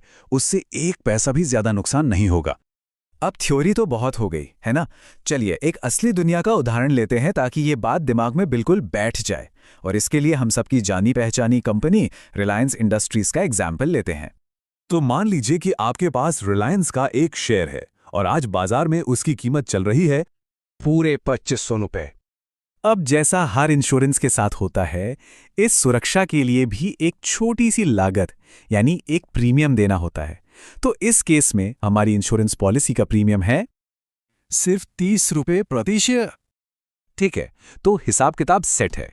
2500 रुपये का शेयर हमारे पास है और 30 रुपये का हमने उसका इंश्योरेंस भी ले लिया। अब असली खेल शुरू होता है। आइए देखते हैं कि अगर मार्केट ऊपर जाता है तो क्या होगा और अगर नीचे गिरता है तो क्या होगा। और यहीं पर आपको इसका जादू देखने को मिलेगा। देखिए, अगर रिलायंस का दाम बढ़कर 2600 हो गया तो प्रीमियम चुकाने के बाद भी आपको सीधे सीधे 70 रुपये का फायदा हुआ। लेकिन असली कमाल तो तब है जब शेयर गिरता है, चाहे वो 2300 पर आ जाए या क्रैश होकर 2100 पर। आपका नुकसान सिर्फ और सिर्फ 30 रुपए पर आकर रुक जाता है। देखा, यही है वो सुरक्षा कवच। चलिए इसको और भी आसान शब्दों में समझते हैं। पहली बात, अगर रिलायंस ऊपर गया तो आपका मुनाफा भी ऊपर जाएगा, कोई रोक टोक नहीं। दूसरी बात, अगर वो अपनी जगह पर ही टिका रहा तो आपका ज्यादा से ज्यादा नुकसान क्या होगा? बस वो प्रीमियम के 30 रुपए। और सबसे जरूरी बात, अगर मार्केट क्रैश भी हो जाए और रिलायंस कितना भी नीचे गिर जाए, आपका नुकसान 30 रुपए पर ही लॉक हो चुका है। आप पूरी तरह से सेफ हैं। तो इस सबसे हमें मिला क्या? मुनाफा कमाने का मौका, नुकसान से पूरी सुरक्षा, और इन सबसे बढ़कर रात को चैन की नींद यानी मन की शांति। चलिए इसके फाइनल नतीजों पर एक नजर डालते हैं। और ये इस पूरी स्ट्रैटेजी की सबसे खूबसूरत बात है। जहां तक मुनाफे की बात है तो उसकी कोई लिमिट ही नहीं है। Sky is the limit. Stock जितना ऊपर जाएगा आपका प्रॉफिट उतना बढ़ेगा। लेकिन नुकसान, वो बिल्कुल लिमिटेड है। उस पर ताला लग चुका है आपके 30 रुपए के प्रीमियम पर। मतलब अनलिमिटेड प्रॉफिट और लिमिटेड लॉस। इससे बेहतर और क्या हो सकता है? तो आखिर में हमें क्या बातें याद रखनी है? पहली, स्टॉक के बढ़ने का पूरा फायदा आपका है। दूसरी, बाजार के बड़े झटकों से आप पूरी तरह सुरक्षित हैं। और तीसरी, ये उन लोगों के लिए एक जबरदस्त टूल है जिन्हें बाजार को लेकर थोड़ी चिंता तो है, पर वो अपने अच्छे स्टॉक्स को बेचना भी नहीं चाहते।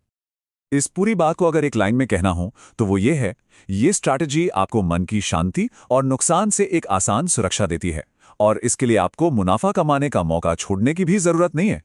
तो अब आखिर में सवाल बस यही उठता है कि क्या अपनी मेहनत की कमाई को सुरक्षित रखने के लिए ये छोटी सी कीमत चुकाना एक समझदारी का सौदा है? इस पर सोचिएगा जरूर। नमस्कार। स्टॉक मार्केट की दुनिया भी ना कभी-कभी बड़े मजेदार नाम सामने लाती है। आज हम एक ऐसी ही दिलचस्प स्ट्रैटेजी को समझने वाले हैं जिसका नाम है बटरफ्लाई ऑप्शन स्ट्रैटेजी। अब आप सोच रहे होंगे कि भाई, शेरों की इस तेज तर्रार दुनिया में एक नाजुक सी तितली का क्या काम? सुनने में थोड़ा अजीब तो लगता है ना? पर यकीन मानिए, इसके नाम के पीछे एक बहुत ही स्मार्ट लॉजिक छिपा हुआ है। तो चलिए आज इस पहेली को सुलझाते हैं। तो समझते हैं इस अनोखी रणनीति को।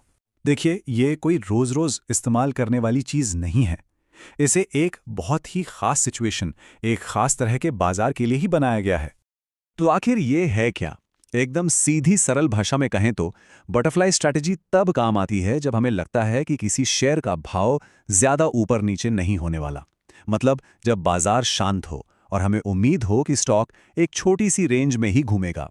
ये बड़े मुनाफे का दाव नहीं है, बल्कि स्थिरता पर, स्टेबिलिटी पर एक सोचा समझा दाव है। ठीक है, तो अब सवाल आता है कि इस बटरफ्लाई को बनाया कैसे जाता है। इसको एक रेसिपी की तरह समझिए जिसमें बस 3 सिंपल स्टेप्स हैं। तैयार हैं? इसे बनाने का तरीका 1-2-1 के नियम पर चलता है। बहुत आसान है। पहला स्टेप, हम एक कम दाम पर शेयर खरीदने का हक खरीदते हैं। दूसरा स्टेप, हम बीच वाले दाम पर शेयर खरीदने के 2 हक बेच देते हैं। और तीसरा स्टेप, हम एक ऊंचे दाम पर शेयर खरीदने का एक और हक खरीद लेते हैं। बस एक खरीदना, 2 बेचना और फिर एक खरीदना। लेकिन यहां कुछ बातें ध्यान में रखनी बहुत जरूरी है। पहली बात, ये सारे सौदे एक ही एक्सपायरी डेट के होने चाहिए। दूसरी बात, वो जो बीच वाला दाम है ना, वही हमारा टारगेट है, हमारा बुलजाय। हम चाहते हैं कि एक्सपायरी के दिन शेयर का भाव ठीक उसी के आसपास रहे।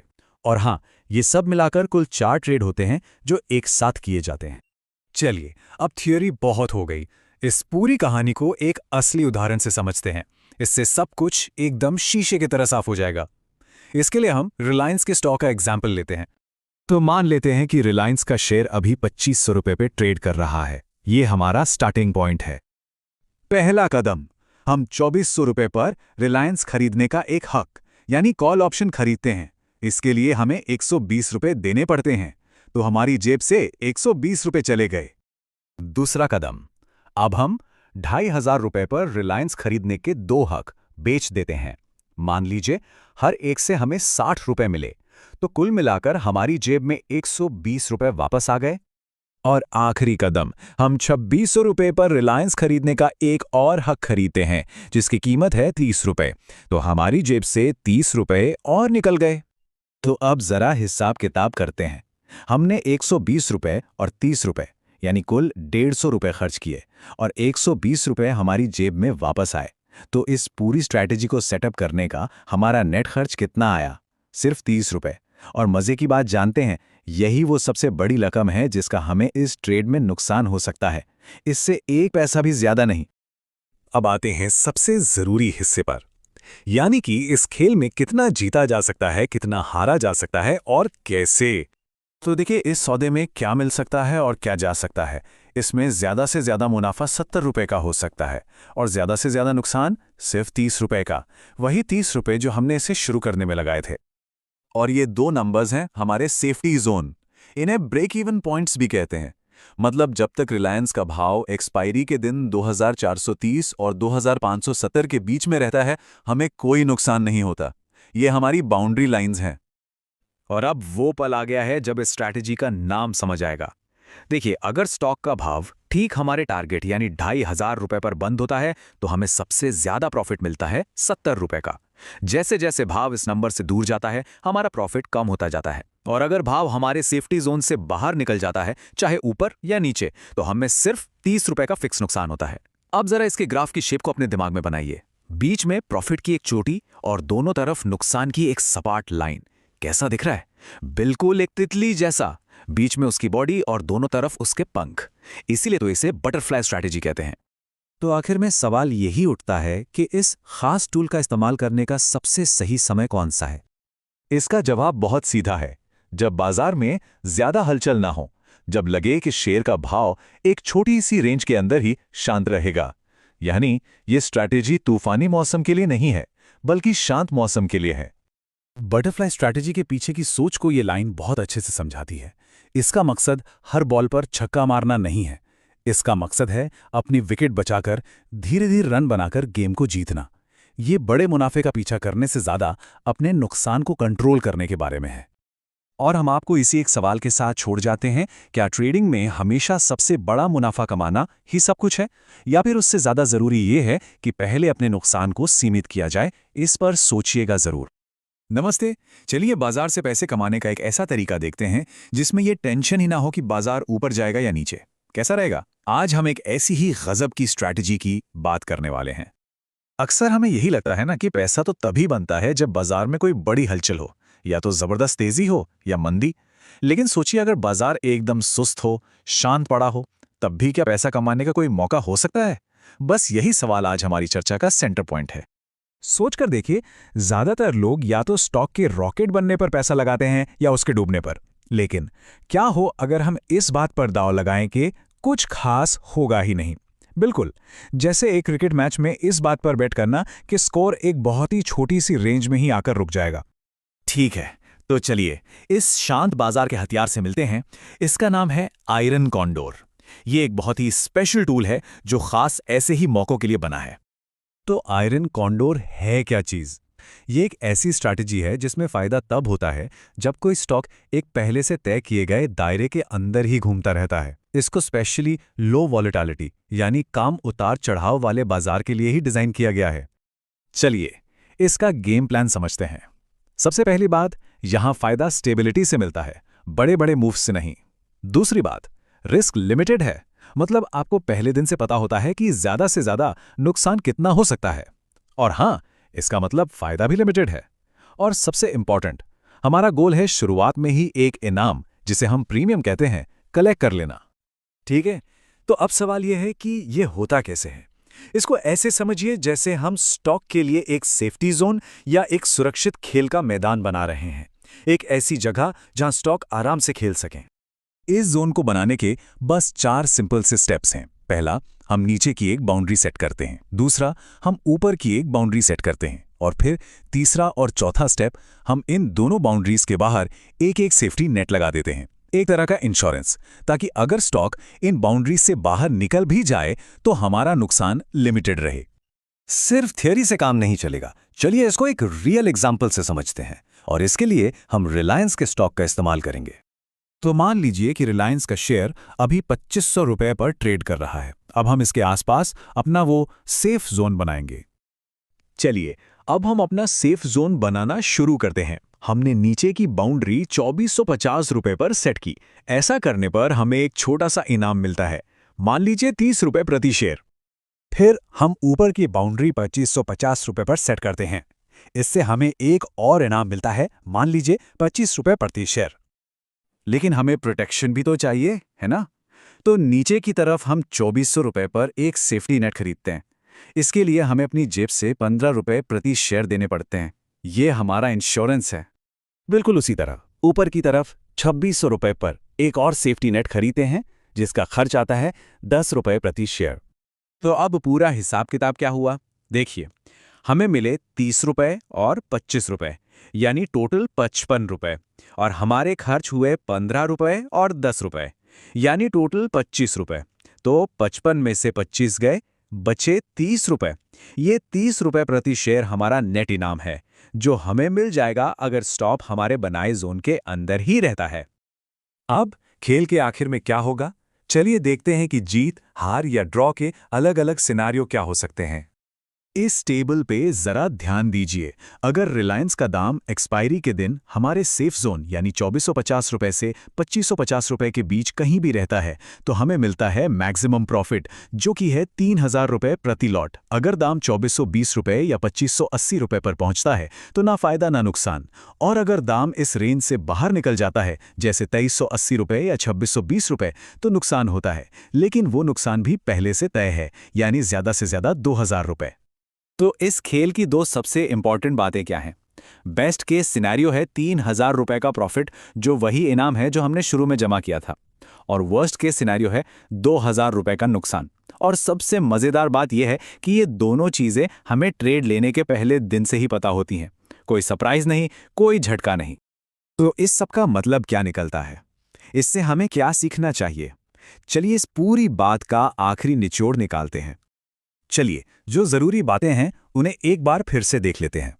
पहली, आयरन कॉन्डोर स्टेबिलिटी पर लगाया गया एक दाव है। दूसरी, ये तब सबसे अच्छा काम करता है जब लगे कि स्टॉक ज्यादा हिलेगा डुलेगा नहीं। तीसरी, आपका पोटेंशियल प्रॉफिट वही प्रीमियम है जो शुरू में मिलता है। और चौथी, सबसे इंपॉर्टेंट, आपका पोटेंशियल लॉस पहले दिन से ही तय और लिमिटेड होता है। ये स्ट्रैटेजी कमाई करने के लिए है, ना कि बड़े बड़े मूव्स पर स्पेकुलेशन करने के लिए।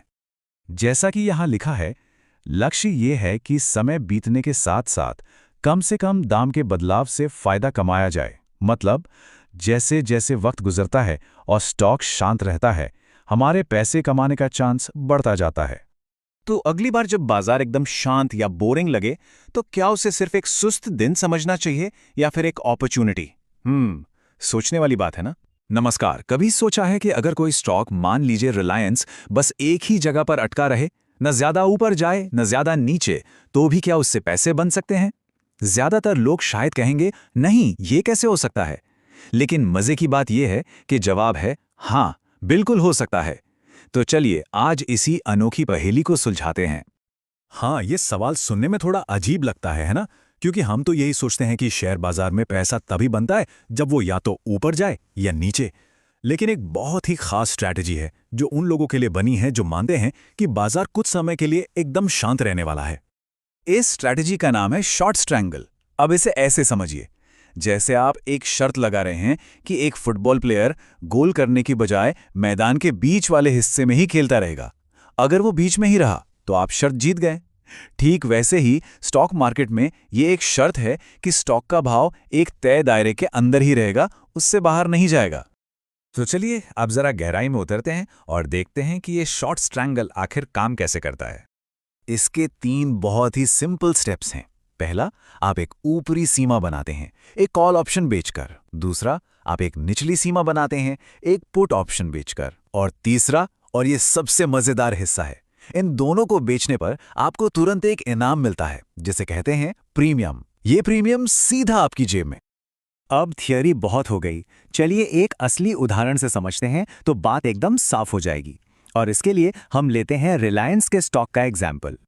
तो मान लेते हैं कि आज रिलायंस का शेयर ट्रेड कर रहा है ठीक 2500 रुपए पर।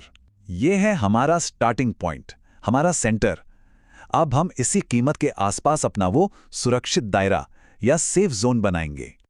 अब यहां पर हमारी शर्त यह है कि महीने के आखिर तक रिलायंस का भाव 2400 और 2600 रुपए के बीच ही रहेगा, ना इससे नीचे जाएगा ना इससे ऊपर। यह है हमारा सेफ जोन। तो ये दायरा बनता कैसे है? देखिए, ऊपरी सीमा के लिए 2600 रुपए का कॉल ऑप्शन बेचा जाता है और निचली सीमा के लिए 2400 रुपए का पुट ऑप्शन बेचा जाता है। बस बन गया हमारा दायरा। और जैसा कि हमने कहा था, इस शर्त को लगाने का एक इनाम भी तो है, जिसे हम प्रीमियम कहते हैं।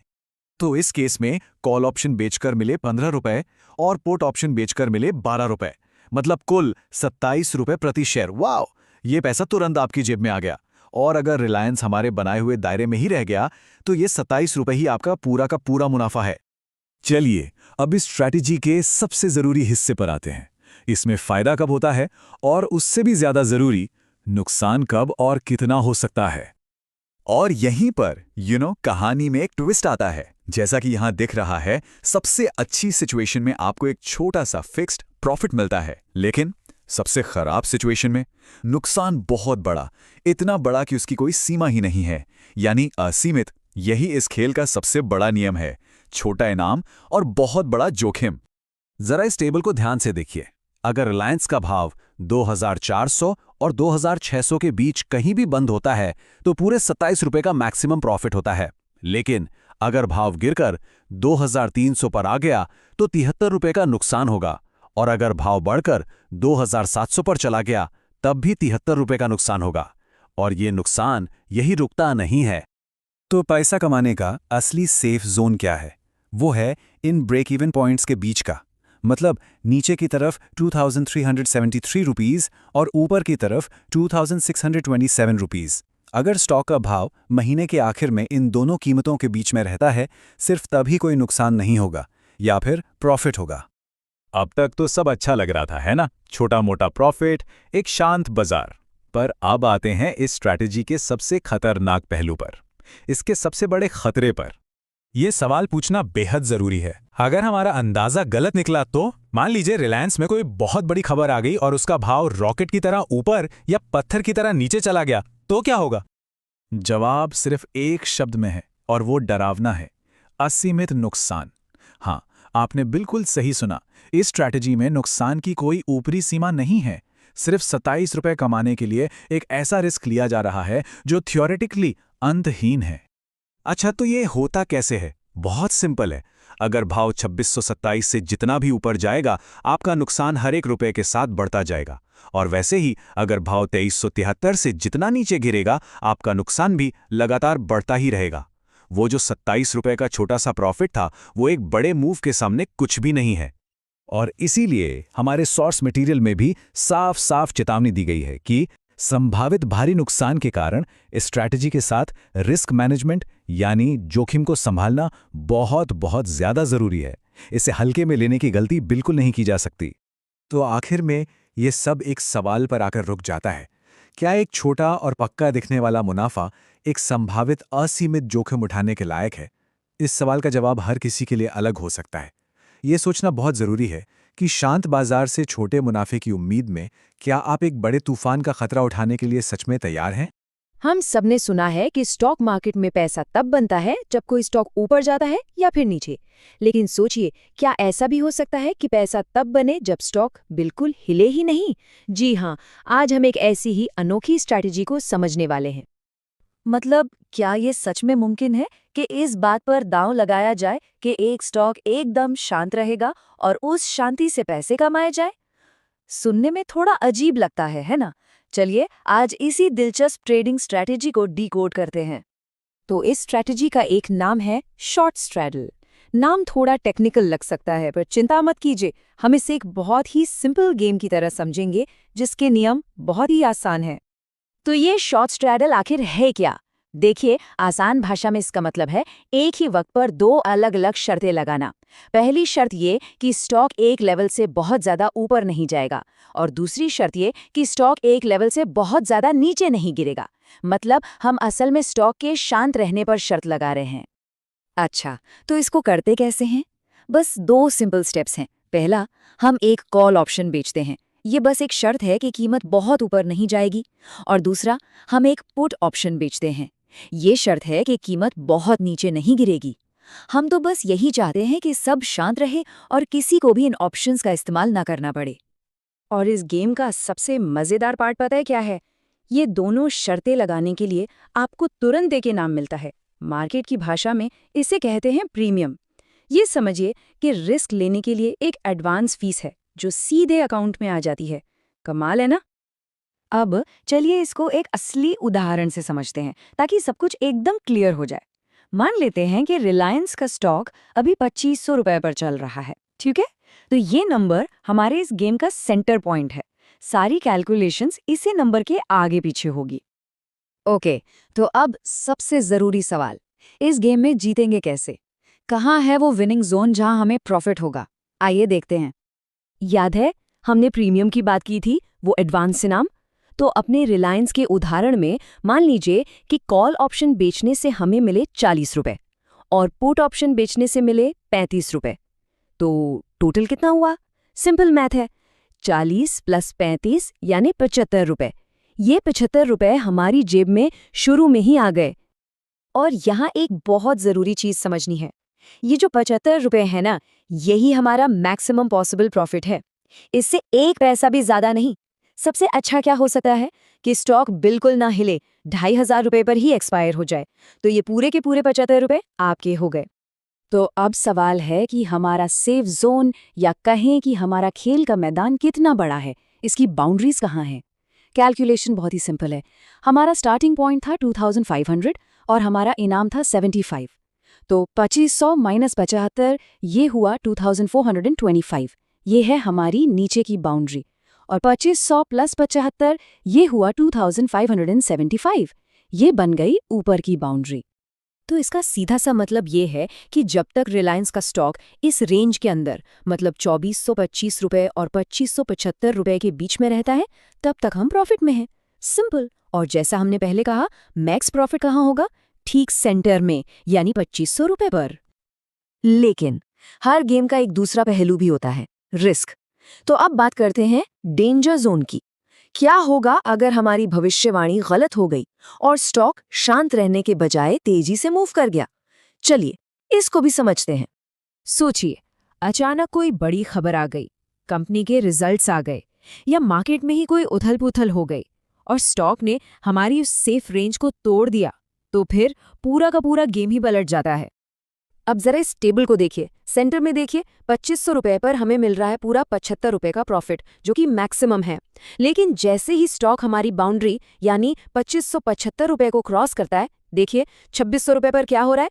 हम प्रॉफिट से सीधे 25 रुपए के लॉस में आ गए। और नीचे की तरफ भी यही होता है, 2525 रुपए के नीचे जाते ही 2500 रुपए पर फिर से 25 रुपए का लॉस। और यही इस गेम का सबसे बड़ा और सबसे डरावना सच है। स्टॉक हमारे सेंटर पॉइंट 2500 रुपए से जितना ज्यादा दूर जाएगा, हमारा नुकसान उतना ही बढ़ता चला जाएगा और इसकी कोई लिमिट नहीं है। मैं दोबारा कह रहा हूं, नुकसान की कोई सीमा नहीं है, ये अनलिमिटेड हो सकता है। तो अब सारी बातें हमारे सामने हैं, जीतने का तरीका, हारने का रिस्क, सब कुछ। अब आते हैं आखिरी सवाल पर कि क्या ये खेल खेलने लायक है भी या नहीं? फाइनल स्कोर क्या कहता है? चलिए इस पूरी स्ट्रैटेजी के की टेकअवेज देख लेते हैं। सबसे पहली बात, प्रॉफिट हमेशा छोटा और लिमिटेड होगा। पॉइंट नंबर 2, और ये सबसे ज़रूरी है, लॉस अनलिमिटेड हो सकता है। ये स्ट्रैटेजी एक शर्त है, स्टॉक के शांत रहने पर। मतलब इसको तभी इस्तेमाल करना चाहिए जब मार्केट में बहुत कम मूवमेंट की उम्मीद हो। और आखिरी चीज़, हमेशा ध्यान रखें, एक छोटी सी अनपेक्षित खबर भी बहुत भारी नुकसान करा सकती है। तो आखिर में वही एक बुनियादी सवाल सामने आता है, एक छोटे से फिक्स्ड इनाम के लिए क्या अनलिमिटेड रिस्क लेना अक्लमंदी है? देखिए, इसका जवाब सबके लिए अलग है। ये इस बात पर निर्भर करता है कि कोई कितना रिस्क ले सकता है और मार्केट को कितना समझता है। पर सोचने वाली बात जरूर है ना?